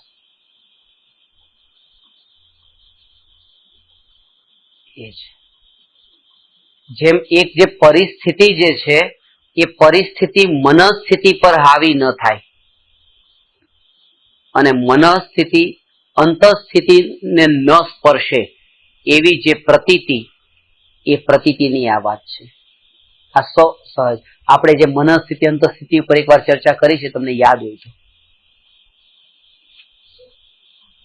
પરિસ્થિતિ જે છે બહારની એક નેતાની વાત કીધી હતી, તમને યાદ હોય તો, કે નેતા મરણ પથારી પર છે એક રૂમમાં અને એ રૂમમાં 4 વ્યક્તિ છે. નેતાની પત્ની, ડોક્ટર, પત્રકાર અને ચિત્રકાર. આ 4 છે. તમે નતા લગો એ ચારે જ શોર્ટમાં ખાલી કહું કે 4 અંદર છે એક જ રૂમમાં. નેતા મરણ પથારી પર ત્યાં આડા પડેલા છે. હવે 4 વ્યક્તિ, આ પરિસ્થિતિ એક જ છે. મનસ્થિતિ કેવી કેવી છે? પત્ની એ પરિસ્થિતિમાં કેમ છે કે બસ હવે થોડા જ સમયની વાર છે, હવે હું પત્ની નહીં રહું. પત્ની મરી જશે હવે, કારણ કે પત્ની તો કોઈ પતિની છે ને. જયારે પતિ જ મરી ગયા તો પત્ની કોની? આ પતિ નથી મરતા, પત્ની મરી રહી છે. મારું આ ઘણું બધું મરી રહ્યું છે, એટલી દુખી દુખી દુખી એ સ્થિતિમાં છે. ડોક્ટર પણ દુખી છે, પણ એને એટલું દુઃખ નથી. દુઃખ ખાલી એટલું છે કે મારા એક પેશન્ટને ન બચાવી શક્યો. ઘણી કોશિશ કરી, મારી બુદ્ધિ વાપરી, મારી કળા આવડત કઈ કામમાં ન આવ્યું. દુઃખ છે, નિરાશા છે, હતાશ છે. એ જ પરિસ્થિતિમાં પત્ની છે, ડોક્ટર પણ છે, પણ બેયની મનસ્થિતિ અલગ અલગ છે કે હવે નહીં બચે. પત્રકાર જે રાહ જોઈને બેઠો છે કે ક્યારે મરે, કે મરવાનો ટાઈમ નોટ કરવાનો છે, સીધો જઈને છાપામાં આપવાનો છે, પ્રેસમાં જઈને આપી દેશે ઓફિસમાં, પતી ગયું. એ રાહ જ જોવે છે ક્યારે મરે. પછી એ ત્યાં સમાચાર આપ્યા પછી ચાની કેન્ટીનમાં ચા પીશે, નાસ્તા પાણી કરશે, કઈ નથી બાકી. બેસ કેટલા વાગે મરે છે. એ પરિસ્થિતિમાં એ પત્રકારની મનસ્થિતિ કેવી છે? પણ એને એટલો તો ફરક પડે છે, એના મરણથી કંઈક તો ફરક પડે છે, ક્યારે મરશે. એક ચિત્રકાર છે જેને મરતી વ્યક્તિનું ચિત્ર બનાવવાનું છે, એને તો કઈ નથી, મરે કે જીવે બસ ચૂપચાપ. એ તો બસ એને જોતા જોતા ચિત્ર બનાવે છે. એને તો મરણના સમયથી પણ કોઈ કનેક્શન નથી, પણ એને હજી એટલો તો ફરક પડે છે કે ત્યાં જોવું પડે છે. આટલી તો એને અસર થાય છે એ પરિસ્થિતિની. પરિસ્થિતિ એક છે, મનસ્થિતિ 4 છે. મનસ્થિતિ 4 નહીં, 400 પણ હોઈ શકે, 4000 પણ હોઈ શકે, 4 લાખ પણ હોઈ શકે. અહીં સુધી કે પરિસ્થિતિ એક હોય અને મનસ્થિતિ અનંત હોઈ શકે, કારણ કે જીવો અનંત છે. અનંત જીવોની અંતરની સ્થિતિ અલગ અલગ છે, ઇન્ડિવિજ્યુઅલ છે. એક જ શરીરની ગોદનું છે અને એક જ બોડીમાં અનંત જીવ છે. બટાટાની કણીમાં પરિસ્થિતિ એક છે, મનોસ્થિતિ અનંત છે અંદરની. એની દરેકની અલગ અલગ અલગ અલગ છે. આનો અર્થ એ છે કે પરિસ્થિતિ મનસ્થિતિનું કારણ નથી, મનસ્થિતિ પોતાની છે. એટલા માટે ટ્રીટમેન્ટ હવે પરિસ્થિતિમાં કરવાની જ નથી, ચેન્જીસ ત્યાં કરવાનું નથી, ચેન્જીસ અહીંયા જ લાવવાનું છે. એટલે બિલકુલ ઇન્ડિપેન્ડન્ટ થઈ ગયા આપણે, કે જે બહારમાં આપણે આમ કરું ને આમ કરું, હવે ત્યાં કરવાનું ન રહ્યું. કારણ કે એ જ સ્થિતિ કોઈના માટે આમ છે તો કોઈના માટે આમ છે. એ વાત અહીંયા બતાવે છે. સૂક્ષ્મ વાત એ છે, પરિસ્થિતિ જેમ બારમાં છે એવી રીતે મનસ્થિતિ પણ બારમાં છે.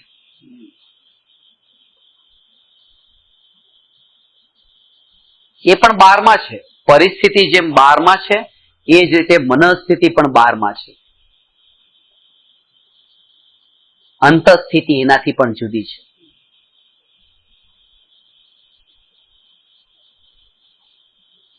સમજાણું? આનો અર્થ શું થોડું સમજો.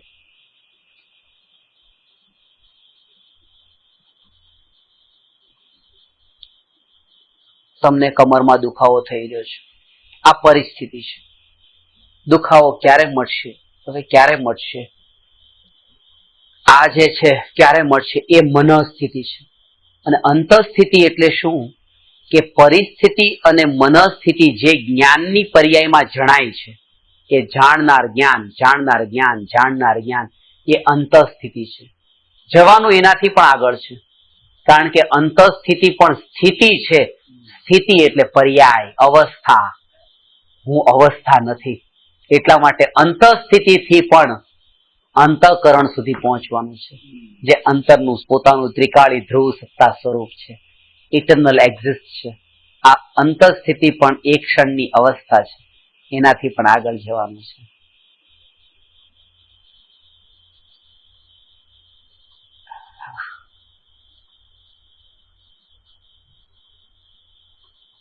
આ ચિંતન નિરંતર વધે. પતિ જે કહે ને કે તું તૈયાર થઈ જા, ચલ, તૈયાર થાય એ પરિસ્થિતિ છે. તૈયાર થવાના વિકલ્પ ઉઠ્યા એ મનસ્થિતિ છે. વિકલ્પ જણાયા એ જ્ઞાનની પર્યાયમાં એ અંતસ્થિતિ છે. હું ત્રિકાળ એક રૂપ છું, આ બધાથી જુદો. એનું નામ ધર્મ છે.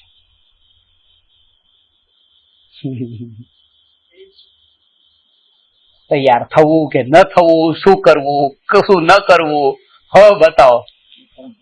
હા, એટલે હું તો એમ જ કે થઈ જવાનું, એટલે આળીઓ ગાળીઓ મારી ઉપર કે જો તમે જ કીધું તો તૈયાર થવાનું. હવે પતિ કેતા હતા, ગુરુજી કેતા હતા, એટલે ડબલ સિક્કા લાગ્યા. એટલે આ નથી કીધું કે તૈયાર થજો. વાત એ છે કે તૈયાર થવાની ક્રિયા, તૈયાર થવાના વિકલ્પ, તૈયાર થવાની ક્રિયા અને વિકલ્પ એ બંનેને જાણનારી જ્ઞાનની પર્યાય આ બધાને ક્ષણભર માટે જાણે, પોતાને ત્રિકાળી માને અને આ ત્રણેયથી જુદું માને એવું જેની શ્રદ્ધામાં સ્થાપિત થઈ ગયું છે, એને પોતાના અંદર ધર્મને ધારણ કર્યો છે. આ આપણું ધ્યેય છે. આ સ્થિતિ સુધી પહોંચવાનું છે. મનસ્થિતિ, અંતસ્થિતિ.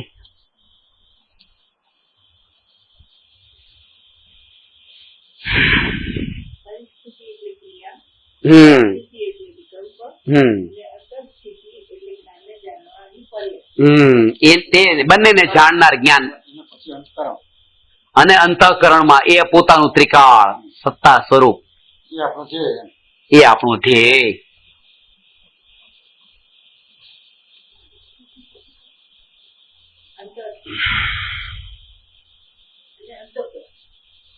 સૌથી પહેલા પરિસ્થિતિ એટલે ક્રિયા, મનસ્થિતિ એટલે વિકલ્પ એટલે અંતઃસ્થિતિ.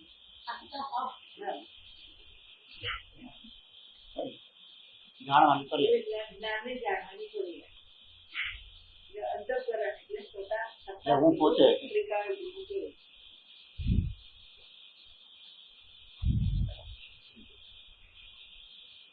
આ વિધિ છે. ના પરિસ્થિતિ રોકવાની છે, ના મનસ્થિતિ રોકવાની છે, ના અંતઃસ્થિતિને રોકવાની છે.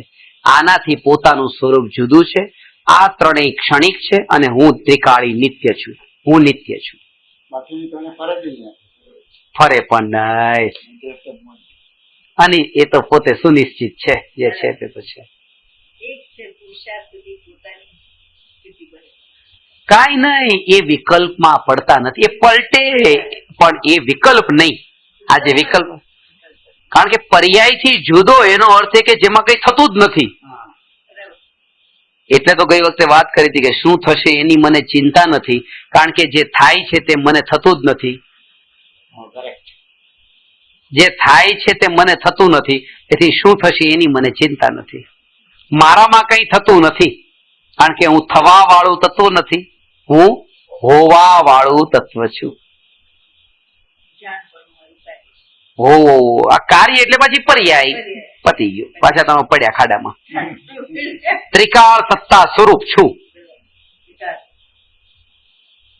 એ એક ક્ષણની પર્યાય એટલી ખેંચીને લઈ જાય ને કે ત્યાં પછી અચ્છા જાણનાર તે હું છું. હવે જાણનાર કોને જાણે છે? પછી લાવ ને એ તો બતાવો કે આ જાણવાની પર્યાયમાં પછી બીજું શું શું જણાય છે. ત્યાં પછી લોકાલોક વચ્ચે આવશે કે જાણવાની પર્યાયમાં લોકાલોક જણાય છે.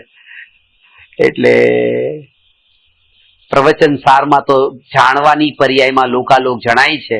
તેથી પ્રવચન સારનું જે જ્ઞાન એ દ્રષ્ટિનો વિષય નથી. સમય સારનું સર્વવિશુદ્ધ જ્ઞાન એ દ્રષ્ટિનો વિષય છે, કારણ કે એમાં કઈ જણાતું જ નથી. એ જાણનારું તત્વ નથી. એ જાણનારું તત્વ નથી. એ જાણવાની પર્યાયમાં જણાવવા વાળું તત્વ છે. जानने में आने वाला तत्व है, जानने वाला तत्व नहीं है.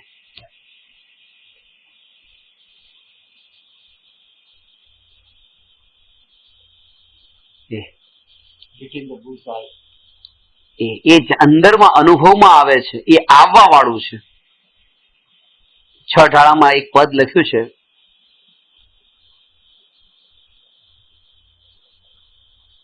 सूतक कहे सारा जगत जिस आत्मा के जाने से. ઘણી વખત એવું હોય કે કોઈ છેલ્લી ઘડી ઉપર હોય.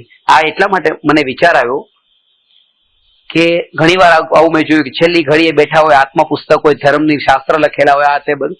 કોઈનું ડેથ થાય પછી આ શાસ્ત્રને અમુક ટાઈમ સુધી હાથ ન લગાગે. હવે આ સૂતક લાગ્યું આત્માને. હવે માનો કે 9 વાગ્યા સુધી આત્મા છે, 9 વાગ્યા સુધી આ બધું બરાબર છે, આત્મા રાખ્યું છે. જેવો આત્મા ગયો બસ મૂકો, સૂતક. એટલે ખાસ એમાં આ લખ્યું, સૂતક કહે સારા જગત जिस आत्मा के जाने से सुख अनुपम प्रगट होता अनुभव में आने से. ये जाए तो सूतक लागे ने, આવે અહીંયા તો અનંત સુખ પ્રગટ થઈ જાય. અનુભવમાં આવે તો सूतक कहे सारा जगत जिस आत्मा के जाने से सुख अनुपम प्रगट होता अनुभव में आने से. अनुभव में आने से. આ જે ભગવાન આત્મા જે છે એ અનુભવમાં આવવા વાળું તત્વ છે, અનુભવ કરનારું તત્વ નથી. અનુભવ એટલે પર્યાય.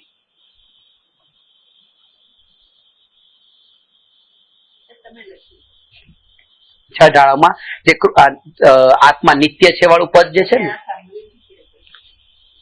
આપણી છઠાળામાં જે 400 ગાથા છે ને એમાંની આ એક છે. હે આપણી સભા.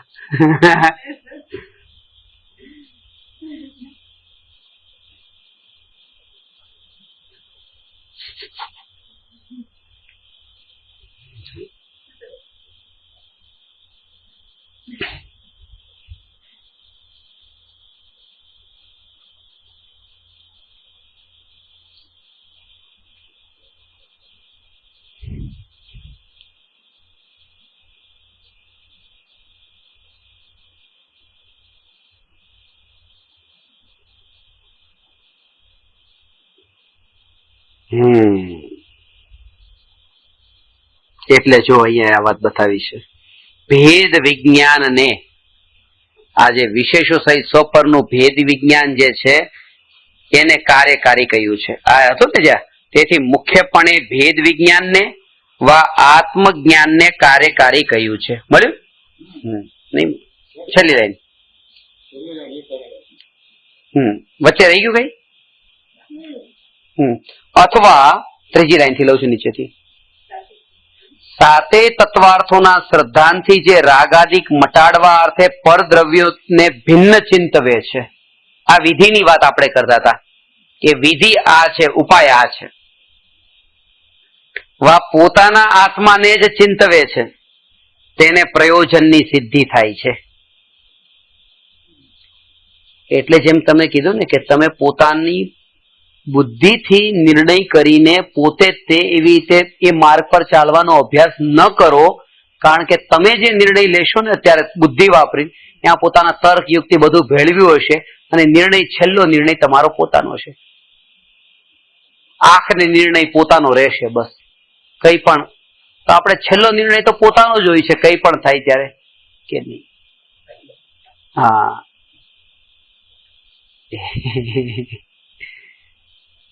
યથાર્થ વિધિનું જ્ઞાન જોઈએ કે વિધિ કઈ છે. હમણાં ગામમાં ત્યાં એક નાનું દર હતું. એ દરમાંથી મકોડા આવ્યા. તો 5-10 મકોડા પેલા આવ્યા એટલે પછી એક વ્યક્તિએ સજેશન આપ્યું, કારણ કે ગામમાં અને આમે ભારત દેશમાં ફ્રી ઓફ ચાર્જ મળતી હોય તો સજેશન જે છે, સલાહ તો તરત જ આપ્યું. એક કામ કરો કે આને ચાંદી દો અંદર, બિલકુલ અંદર સિમેન્ટ કેવું કઈ લગાડી દો તો મકોડા આવતા બંધ થઈ જશે. એટલે બીજી વ્યક્તિ કે અંદર બીજા મકોડા હોય મરી જાય, બધું ન કરે. એક કામ કરો કે પેલા થોડું પાણી નાખી દો એટલે જેટલા આવા હોય બધા બહાર આવી જાય, પછી ચાંદી દેજો. થોડું પાણી નાખ્યું, પાણી નાખતા તે 1000 ઉપર મકોડા અંદર થી બહાર ફટાફટ આખામાં મકોડા મકોડા મકોડા, બહુ કેટલા મકોડા અંદર થી.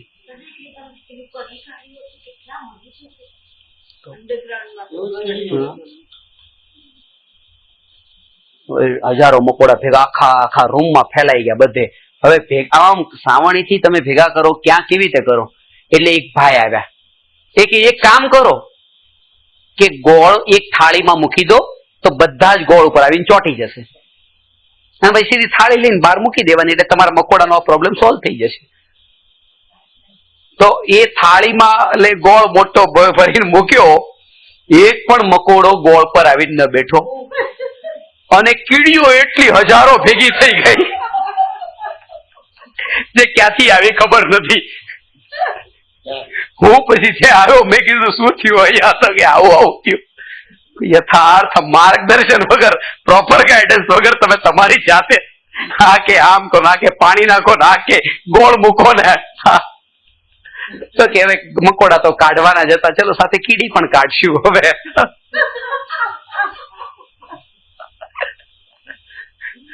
એટલે ત્યારે પછી મેં રાત્રે ત્યાં પ્રવચનમાં આ વાત કીધી હતી કે ભાઈ આપણને જ્યાં સુધી પ્રોપર સોલ્યુશન ન ખબર હોય ત્યાં સુધી શાંતિથી બેસવું, ન બોલવું, સલાહ નહીં. આપણે મોટા ભાગે જે કઈ પણ ઉપચાર કરતા હોઈએ છે ને એ આપણા પોતાના ઉપચાર છે. એટલે કીધું કે ગુરુ પાસે જઈને પોતાના ઉપચારને એક બાજુ, મને કઈ ખબર નથી, આપ મને કહો સાચી વિધિ શું. એ વિધિ થોડી આખરી પડે એવી હશે, અઘરી હશે, પણ વિધિ એ જ હશે, એ સાચી હશે. અઘરી એટલા માટે હશે કારણ કે જેનો આપણે આવો વિચાર પણ ન કર્યો, સીધું ગુરુ પહેલો તે ઝટકો એ મારે કે આ ચામડું તમારું નથી. તો એમ લાગે હે આ મારું નથી, આટલું સુંદર શરીર મારું નથી તો કોનું છે? જેને નાનપણથી આ 50 વર્ષથી રાખ્યું સાચવ્યું. તો અંદરમાં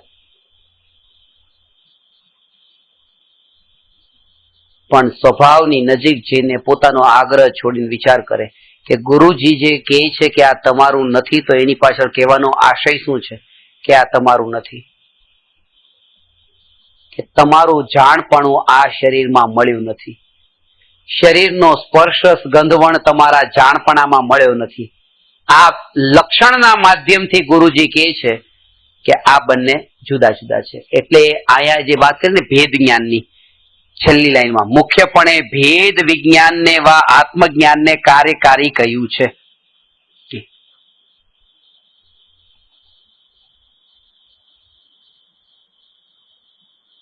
વળી તત્વાર્થ શ્રદ્ધાન કર્યા વિના સર્વ જાણવું કાર્યકારી નથી.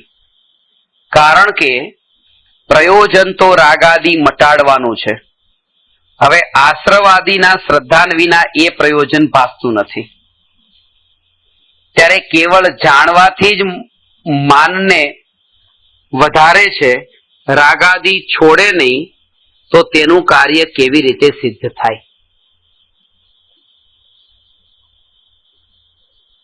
સમજાણી વાત? શું પ્રયોજન છે?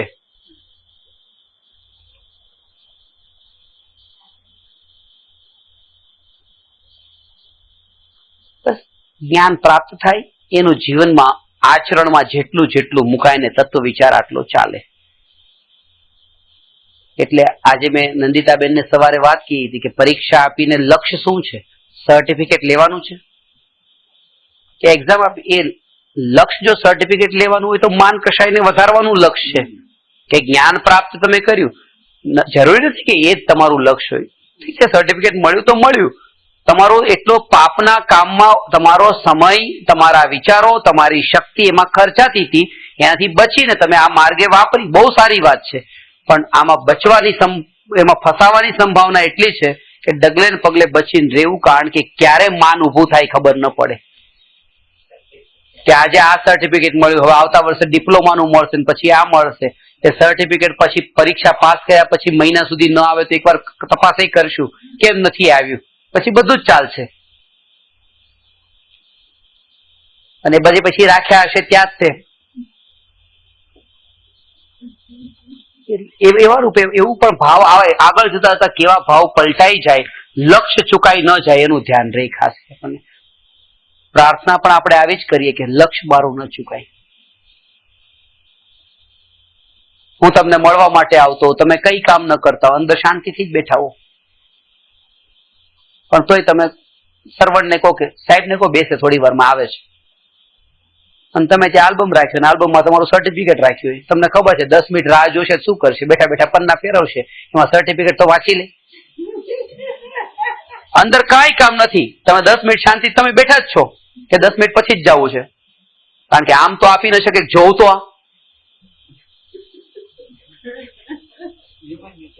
Human nature. આ ક્યારે પરિણામો આવા થાય છે. અને એ જ ખાસ વાત, એની વાત નથી કે જે ધર્મનું નથી જાણતા, આવા ધર્મના વિષયો ઉપર પીએચડી કરનારાને પણ આવા પ્રકારના વિકલ્પ ઉઠવાની સંભાવના છે. એટલે તમે જે કીધું ને, મને અંદરથી જવાબ મળ્યો. તમે કીધું કે તમે પરીક્ષા કેમ ના આપી, પણ હું એમને ઓળખું છું, નહીં આપે. કારણ કે પરીક્ષા કરતા પણ એમને રસ એ છે કે મારી પરિણતિ કેમ વધારે નિર્મળ થાય. સર્ટિફિકેટમાં રસ નથી, એક્ઝામમાં રસ નથી. 100 માંથી 40 આવ્યા કે 80 આવ્યા કે 90 આવ્યા, 100 માંથી 100 આવ્યા. અમે જે પ્રવચન પછી પણ એમાં અમારી જે ચર્ચા એ જ હોય કે આપણા જીવનમાં બસ ક્યારે પણ પલટો કેમ આવે, ભાવ કેમ પલટાય, આપણી પરિણતિ કેમ પલટાય, બસ એટલું જ છે. અને આજ તમારે વાત પણ આપણે ગુણસ્થાનમાં એ જ થઈ કે તમને કેટલું યાદ રહ્યું એ મહત્વનું નથી. બાળા ભોળા તરી જશે અને જ્ઞાનની ગમત કરવા વાળા અધોગતિમાં જશે. જ્ઞાનની ગમત કરવામાં, કારણ કે એમાં અહંકાર પોષાઈ જશે. એટલે હજુ કઈ આવડતું નથી એમ સમજો. અને આ એટલા માટે નહીં, ઘણી વખત આવું પણ કોઈ બોલે એમાં પણ એ છે મને તો કઈ નથી આવડતું, હું તો સીધો સાદો માણસ છું, કે આમ કહીને પણ પાછો પોતાની મોટાઈ બતાવે, જો પોતે કેટલો દેખાવ કરી શકે છે, હંબક. એટલે એ પણ એમને અંદરના ભાવથી, કે ખરેખર ભાવથી એનો અર્થ એ છે કે શ્રુત કેવળીનું જે 12 અંગનું જ્ઞાન છે, એ 12 અંગના જ્ઞાનની સામે તો આ ટીપું પણ નથી. તેથી કરીને આમાં અહંકાર કરવા યોગ્ય કઈ નથી. એ વિચાર કરીને એમ લાગે કે આ જ્ઞાન તો શું છે, આ ગાથાઓની ગાથાઓ યાદ રહી જાય, કે પાના નંબર સાથે યાદ રહી જાય, કે શ્લોક નંબર સાથે યાદ રહી જાય. શ્રુત કેવળીના જ્ઞાનની સામે તો કઈ નથી. આને પણ પકડવાનું નથી. આને પણ પકડ્યું તો એ બહુ મોટી ભૂલ કરી કે વહેતા પ્રવાહને પકડ્યો પાછો. આ એ પ્રવાહ જ હતો, પ્રવાહ જ હતો.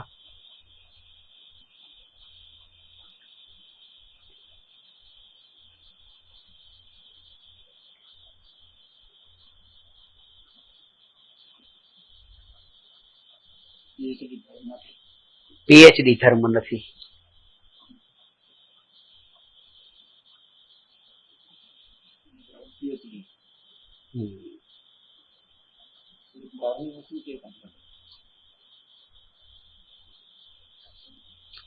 એક બહારની વસ્તુ છે, એક બહારનું જે જ્ઞાન છે એ ક્ષયોક્ષમ જ્ઞાન છે. આ અંતરની પરિણતિ છે, જે નિર્મળતા છે. એ જે જ્ઞાન છે, એક સૂત્ર એક પ્રોફેસર સાહેબ છે મને હંમેશા બતાવે, we should be best not the biggest. એમ we want to be best not the biggest. We want to be best not the biggest. અને એનું એમણે સિમ્બોલ પણ રાખ્યું છે એ જગ્યા કે જે we want to be best જે છે ને એ બેસ્ટમાં આમ કરીને એક એરો કર્યો છે. We want to be best આમ, નોટ ધ બિગેસ્ટ આમ કરીને. આમ નથી થવું અમારે આમ થવું છે. ક્ષયોક્ષમ જ્ઞાનનું વધવા થવાથી, વધવાપણું થવાથી બિગેસ્ટ થાય છે. પરિણતિ નિર્મળ થવાથી બેસ્ટ થાય છે. એક ક્ષયોક્ષમ જ્ઞાન છે, ફેલાતું જશે. ચાલશે તો પણ 3.5 ફૂટ જગ્યા બાજુની રોકીને ચાલશે, હાથ ફેલાવવા માટે. એ biggest but not the best. આ વાત છે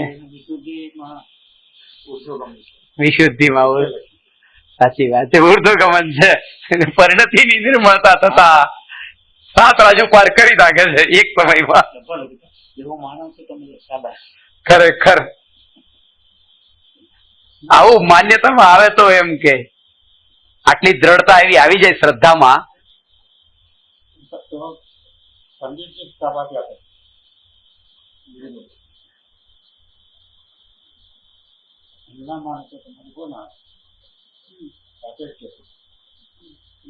કારણ કે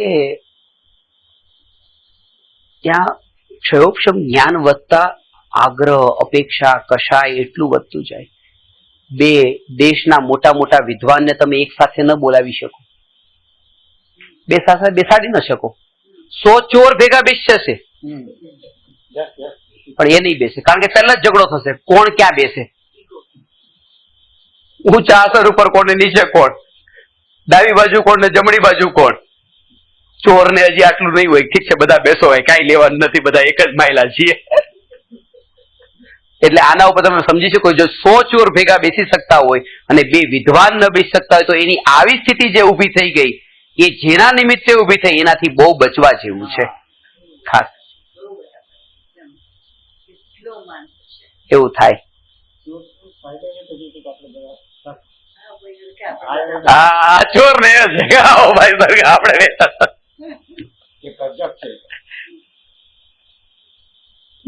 મોટા ભાગે એવું થતું હોય.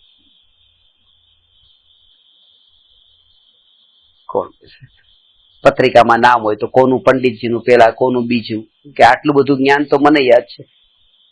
મને આની પ્રવચનસારની બધી ગાથાઓ યાદ છે તો મારું નામ બીજું કેમ? પેલો કે મને સમયસારની યાદ છે એટલે મારું પહેલા છે. કારણ કે સમયસારની તો કે આટલી છે, પ્રવચનસારની તો આટલી છે, આની તો આટલી વધારે છે. ક્યાંય નહીં, સંભાવના છે. આને એક વહેતો પ્રવાહ જાણી લઈ કે જેમ તમે જાણ્યું કે ઘણી વાર તો આ સ્થિતિમાં એને છોડવા જેવી સ્થિતિ લાગે છે. આ ભ્રમ છે કે ધન જેની પાસે બહુ ભેગું છે એને એમ લાગે કે આ બધામાંથી છૂટવા જેવું છે. પણ ક્ષયોક્ષમ જ્ઞાન થયા પછી તો લાગતું નથી કે આનાથી છૂટવા જેવું છે. એમ લાગે કે બસ આ તો બધું મળી ગયું, હવે આ છોડાય. આ તો જીવનની સાધના લાગે છે એને. એટલા માટે એ સ્થિતિમાં એ દ્રવ્યલિંગી મુનિ પણ અટકી જાય છે. આ 11 અંગ 9 પૂર્વમાં એટલી તાકાત છે.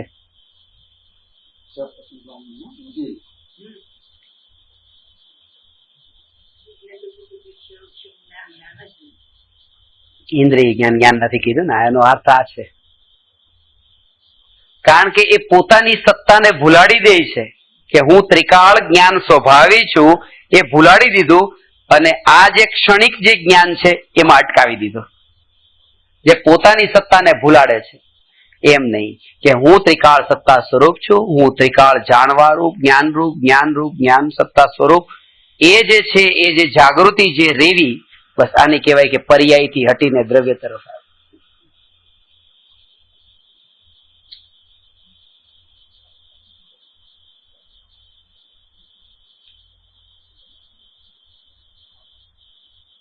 બહારની દ્રષ્ટિકોણથી જોશો તો ઘણો ભેદ લાગશે. એમ લાગશે કે આ જે જ્ઞાની છે આમાં સંભાવ કેટલો છે, અને જે ધનવાન છે આટલું ધન કમાય છે, આટલું પાપ કરે છે, એનો તો મોક્ષ છે જ નહીં. જ્ઞાન સે જ્ઞાયક તક પુસ્તક જે હિન્દીમાં છપાયું ત્યારે મેં એક ભાઈને હું આપવા માટે ગયો. તમે આના ઉપરથી વિચાર કરજો. જેવું મેં એમને આપ્યું એટલે તરત જ એમણે જોરથી નીચે પછાડ્યું कि इसमें हमारे जानना जानना जानना क्या जानना, कुछ करना तो पड़ेगा ने.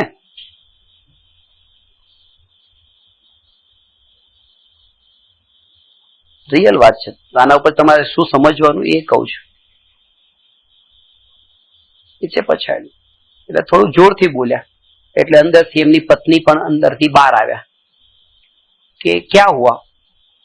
हिंदी में बात करता था तो कि देखो ना ये किताब देने के लिए आए हैं, इसमें बस जानना जानना जानना, कोई उपवास करने का नहीं, कोई आमिल करने का नहीं, कुछ नहीं, जानना जानना.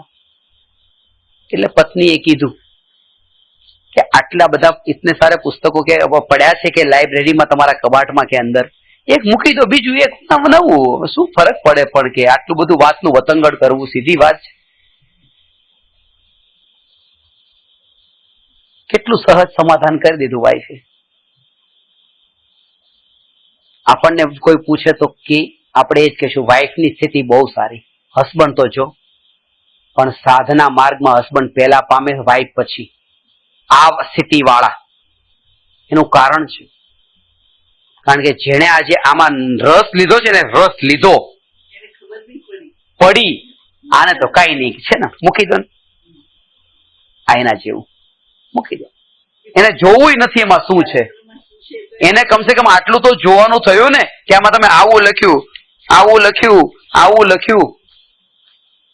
એટલે કે જે વધારે કષાય વાળો દેખાતો હોય એવો ભોગી એ વધારે ધર્મી થવાની સંભાવના છે, પણ ઓછો કષાય વાળો દેખાતો ક્ષયોપશમ જ્ઞાની એમાં તો ચાન્સ પણ નથી, કારણ કે દબાયેલો કષાય છે અંદરમાં, ખબર રૂંધાયેલો, ખબર પણ નથી પડતી કે આ છોડવા જેવો છે. છોડવા જેવો લાગતો જ નથી, જે છે બધું બરાબર જ ચાલે છે. એટલે આજે જો કોઈ તમને એમ કે આમ ન હોય તો કાલે ચાન્સ છે કે આવશે. આજે કોઈ તો ગુરુદેવ હતા ત્યારે ગુરુદેવનો વિરોધ કરનારા, આજે અત્યારે ગુરુદેવનો જે પ્રચાર કરનારા છે, ગુરુદેવના જમાનામાં મોટા ભાગના વિરોધ કરનારા હતા.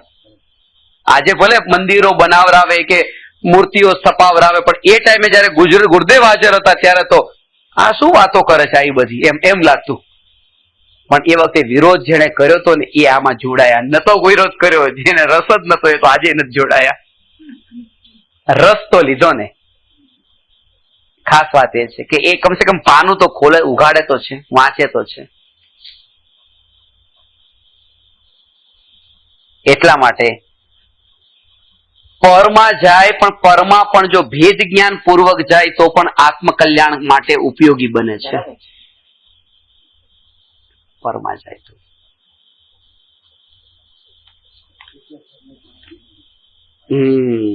ભેદ જ્ઞાન માટે.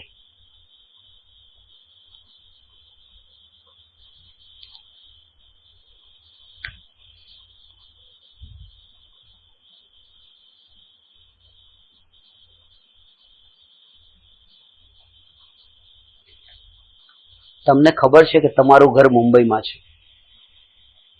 આ એરિયામાં છે, આ ઘરનું બધી તમને ખબર છે, પણ દુનિયામાં તમને કોઈ એવી જગ્યાએ બિલકુલ નિર્જન વનમાં લઈ ગયા ત્યાં મૂકી દીધા. ક્યાં છો તમે એ બતાવે જ નહીં, તમે તમારા ઘરે પહોંચી જ ન શકો. પેલા એ તો બતાવવું પડે ને કે તમે ક્યાં છો. હવે અહીંથી ક્યાં જવું, કે આફ્રિકા છો તો આફ્રિકાના અંદર પણ તમે ગામડામાં છો તો ત્યાંથી શહેર સુધી કેમ જવું, ત્યાંથી એરપોર્ટ સુધી કેમ જવું, હવે મુંબઈ સુધી કેમ આવવું, પણ ક્યાં છો એની જ ખબર ન હોય તમને બિલકુલ, તો તમે ઘરની ખબર હોય પણ ઘરે પહોંચી ન શકો. એટલે પરમાં પણ પરને જાણવું જરૂરી છે, કારણ કે હું ક્યાં છું, કઈ જગ્યાએ પરમાં અટક્યો છું એ ખબર હશે તો પછી સ્વમાં આવવા વાળો માર્ગ પણ શોધશે કે ક્યાંથી મારે પરથી, પરમાં તો છું, પ્રોપર જગ્યાએ નથી, પણ પરમાં ક્યાં અટક્યો છું, ક્યાં એટલે સંયોગોમાં નહીં, કેવા ભાવોમાં અટક્યો છું, એ ભેદ જ્ઞાન કેવી રીતે કરવાનું છે. તો રિટર્ન આવવા માટેનો માર્ગ પણ મળશે, પાછો વળવાનો.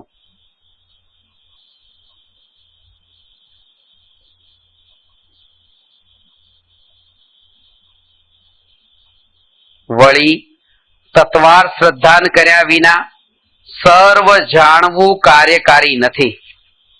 કારણ કે પ્રયોજન તો રાગાદી મટાડવાનું છે. હવે આશ્રવાદીના શ્રદ્ધાન વિના એ પ્રયોજન ભાસતું નથી, ત્યારે કેવળ જાણવાથી જ માનને વધારે જવા થઈ ને.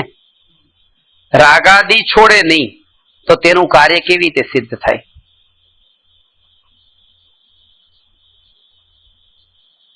બીજું, જ્યાં નવ તત્વની સંતતિને છોડવાનું કહ્યું છે ત્યાં પૂર્વે નવ તત્વના વિચાર વડે સમ્યક દર્શન થયું અને પાછળથી નિર્વિકલ્પ થવા અર્થે, નિર્વિકલ્પ દશા થવા અર્થે નવ તત્વોનો પણ વિકલ્પ છોડવાની ઈચ્છા કરી.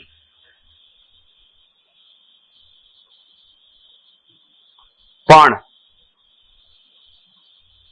જેને પહેલા નવ તત્વોનો વિચાર નથી તેને તો વિકલ્પો છોડવાનું પ્રયોજન શું છે? વાત સમજાણી? આનો અર્થ શરૂઆત એનાથી થશે. અન્ય અનેક વિકલ્પો પોતાને થાય છે, તેનો જ ત્યાગ કરો.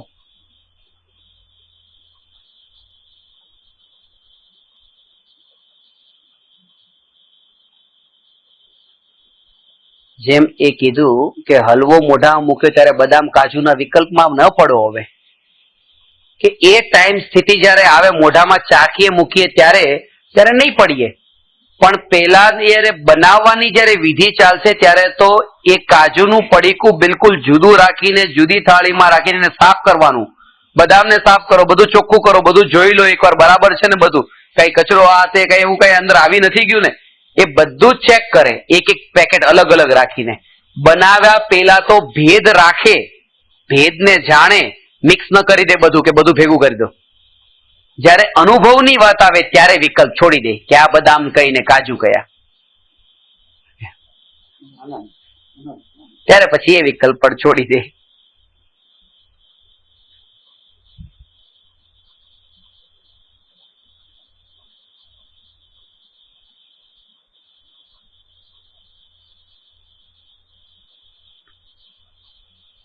એ પ્રમાણે સ્વ પરના શ્રદ્ધાનમાં વા આત્મ શ્રદ્ધાનમાં સાત તત્વોના શ્રદ્ધાની સાપેક્ષતા હોય છે, માટે તત્વાર શ્રદ્ધાન સમ્યક્તનું લક્ષણ છે. આ સાત તત્વોનું આટલું મહત્વ છે કે એ સાત તત્વની શ્રદ્ધા વિના સમ્યક દર્શન થતું નથી. આમાં પણ હજી એક વાત આ રહી કે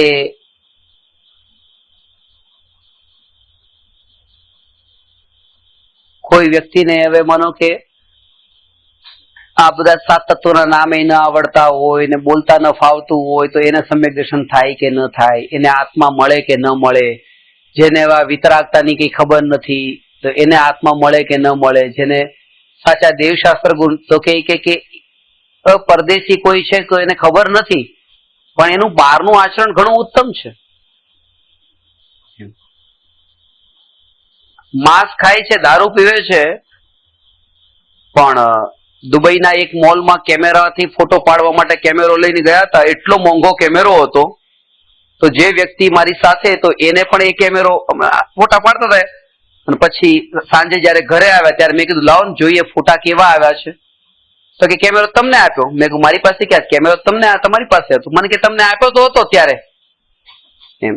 4 વાગે 3-4 વાગે આપ્યો તો રાત્રે 8 વાગે ઘરે આવીને વાત કરી. મેં કહ્યું એ તો તમે ગયા દુકાનમાં મોલમાં એક જગ્યાએ હતો તો કે મેં તો લીધો જ નથી. પછી ત્યાં ગયા, ત્યાં જઈને જોયો તો એમ નામ જ પડ્યો હતો.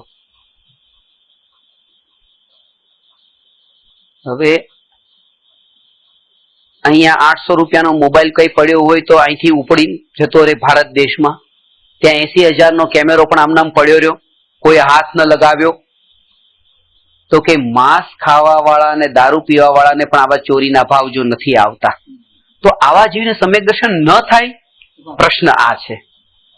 તો એના માટે એ કહે છે કે આવો જે ચોરી નથી કરવી એવો જે ભાવ છે, સદાચારનો ભાવ, આ ભાવનું નામ જો એ ધર્મ માને તો એને સમ્યક દર્શન ન થાય. ખાસ વાત એટલી છે. આ શુભરાગ જે છે, શુભરાગમાં જેને ધર્મ માન્યો એને મિથ્યાત્વને પોષ્યું, આનું નામ ધર્મ નથી. ગુડ બિહેવિયર કેવા છે, આને સદાચાર કેવા છે, ગુડ કન્ડક્ટ કેવા છે, પણ આનું નામ ધર્મ નથી. આવું જો માને તો સમ્યક દર્શન કહેવાય, તો પામે. પણ એવું કોણ માને કે જેને વિતરાગી ને સર્વજ્ઞ ને માન્યા હોય કે એવા કોઈક છે તો થાય ને, નહીં તો ક્યાં થાય?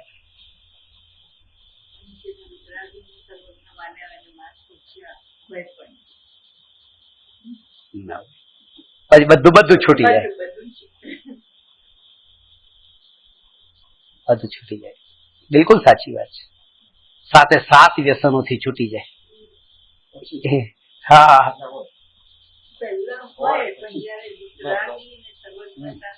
તો સિંહ ની વાત છે. સિંહ ને જેમ માંસ છૂટી ગયું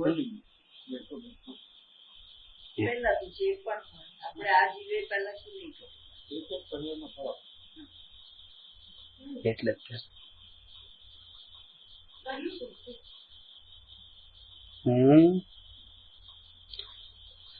સ્વભાવની નજીક આવીને જયારે હવે વિચાર કરે છે ત્યારે નથી કોઈ એવું કામ ભૂતકાળમાં કર્યું જે કરવા જેવું ન હોય, અને ભવિષ્યમાં એવું કોઈ કામ કરવાનું પણ નથી હું જે કરવા જેવું ન હોય. જયારે સ્વભાવની નજીક જેને જોયું ત્યારે જાણવા સિવાય બીજું કઈ નથી કર્યું. આ વાતને મુખ્ય રાખો તમે દરેકે દરેક ચિંતનમાં. અને આ ખાલી નહીં બોલો તો ચાલશે, મોઢેથી નહીં બોલતા કોઈની સામે, પણ આ તમારા અંતરમાં આવી સ્પર્શના વારંવાર થતી રહી પ્રેક્ટિકલ લાઈફમાં, બસ તો અંતરમાં તમારો મોક્ષના માર્ગ તરફ જવાનો પ્રોસેસ ચાલુ થઈ ગયો. બોલ્યા ઠીક છે કે મેં બહુ દુઃખ ભોગવ્યા છે સંસારમાં, ઘણા ભટક્યા, આટલું રજડ્યા, આથડ્યા, બધું, પણ તમને અંદરમાં આ શ્રદ્ધા હોય કે જાણવા સિવાય બીજું કર્યું છે શું? તે જાણનાર ભગવાન આત્મા હું. આ સ્વભાવની નજીક જઈને વાત કર. આ બધું જ્ઞાનમાં જાણ્યું, પણ દ્રષ્ટિમાં એક ત્રિકાળ સત્તા સ્વરૂપ.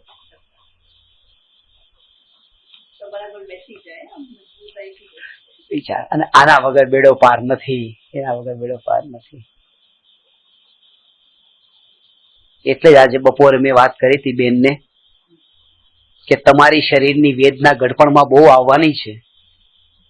તો કે હે કેવી આવવાની છે? મેં કહ્યું જયારે તમને આવું કહું ને ત્યારે તમને અંદરમાં બળ હોય કે હું તો જ્ઞાતા માત્ર, બોલો તમારે જે બોલવું હોય, મને વેદના આવવાની જ નથી, હું તો જાણનાર માત્ર છું.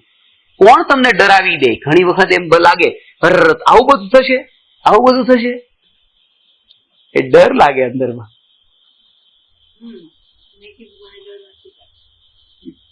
ડર નથી લાગતો. આ સ્વભાવની નજીક જઈને એ ડર ન લાગે. મરવાનો ભય નથી, ભય નથી. સમ્યક દર્શન પછી ભય નથી.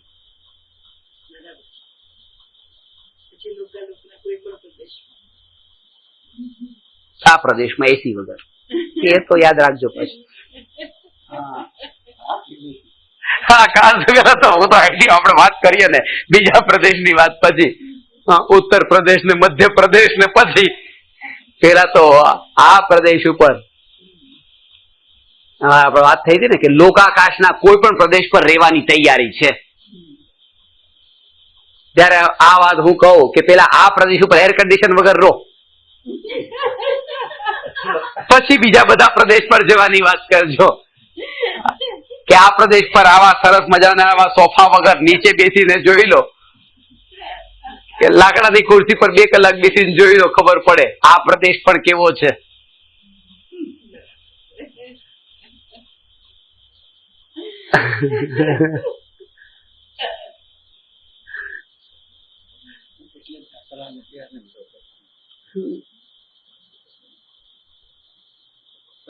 condition from આ પ્રદેશ ને આ પ્રદેશ, કોઈ પણ પ્રદેશ.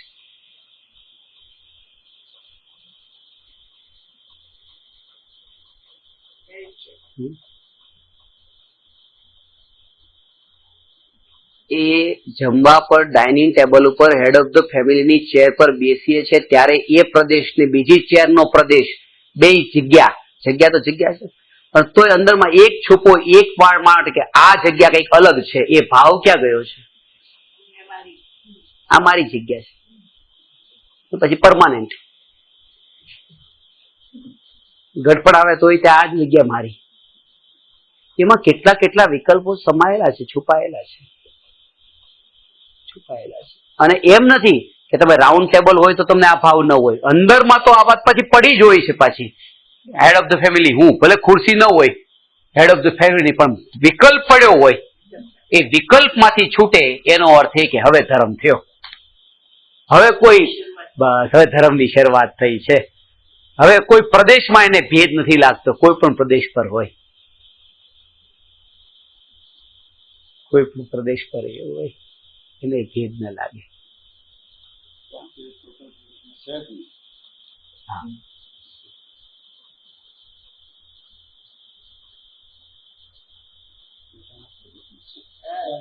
ત્યારે જ એમ કહેવાય કે કોઈ પણ પ્રદેશમાં નથી, બધા પ્રદેશમાં સમાજથી.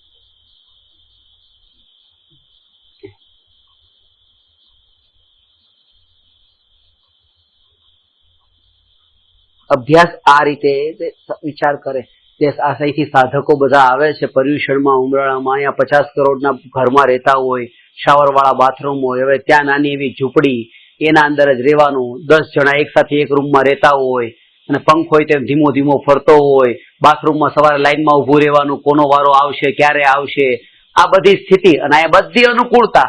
પણ તો પણ હું ભગવાન આત્મા જાણનાર જાણનાર, કોણ લાઈનમાં ઉભું છે?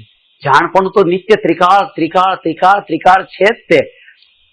કહેવાનો અર્થ એ છે કે તમારી બહારની જે આ વસ્તુ બોલીએ છે એકવાર અભ્યાસ એવો કરી જોઈએ. એક ક્ષણ માટે પણ આવું વિચાર આવે ને ત્યાં તરત જ વ્યવહાર ઉભો થાય. Practical life is different, this is different. B practical. તકલીફ પડે છે આપણને, તકલીફ પડે છે, અને આવા રેવા પણ તૈયાર થઈ જઈએ કે ગમે ત્યાં જગ્યાએ રહેશું વાંધો નહીં, એ પણ ત્યાં તૈયાર થશે જ્યાં તમને કોઈ ઓળખતું ન હોય. પાછું કે ગમે તેનું વાંધો નહીં, આપણને કોણ ઓળખે છે, પણ જ્યાં આપણી ઓળખાણ હોય, આપણું સ્ટેટસ હોય, આપણું નામ હોય ને ત્યાં પછી જો આમ તમે લગર વગર ફરતા હો બરાબર ન લાગે. ત્યાં પાછું જોતું હોય બધી અંદરમાં જે પ્રેક્ટિકલ, એટલે વ્યવહાર જે શબ્દ જે છે ને જે શાસ્ત્રોમાં વાપરાયો તો અલગ, અને આપણે મોહાશક્તિ માટે લઈ લીધો.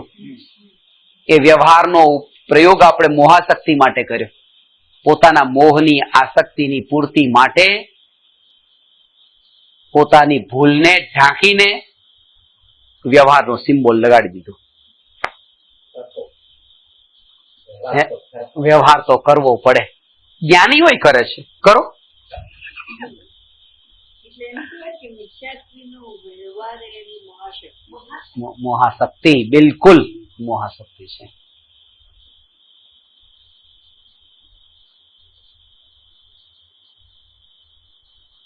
ત્યારે હવે કે છે આ પ્રશ્ન છે,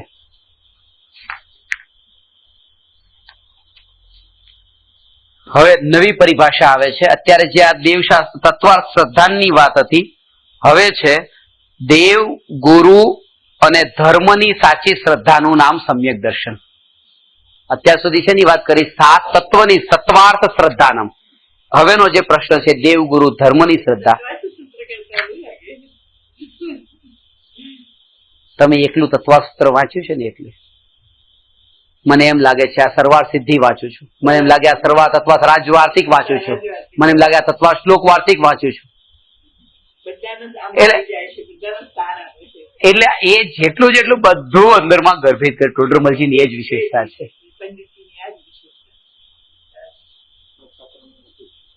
કેટલું રહસ્ય આમાં ભરી દીધું છે. ટૂંકમાં બધી જ વાત કરી, શાસ્ત્રનો ઉકેલ થઈ. હવે ટૂંક સમયમાં જ તે થશે પૂરું લેશું. સૌથી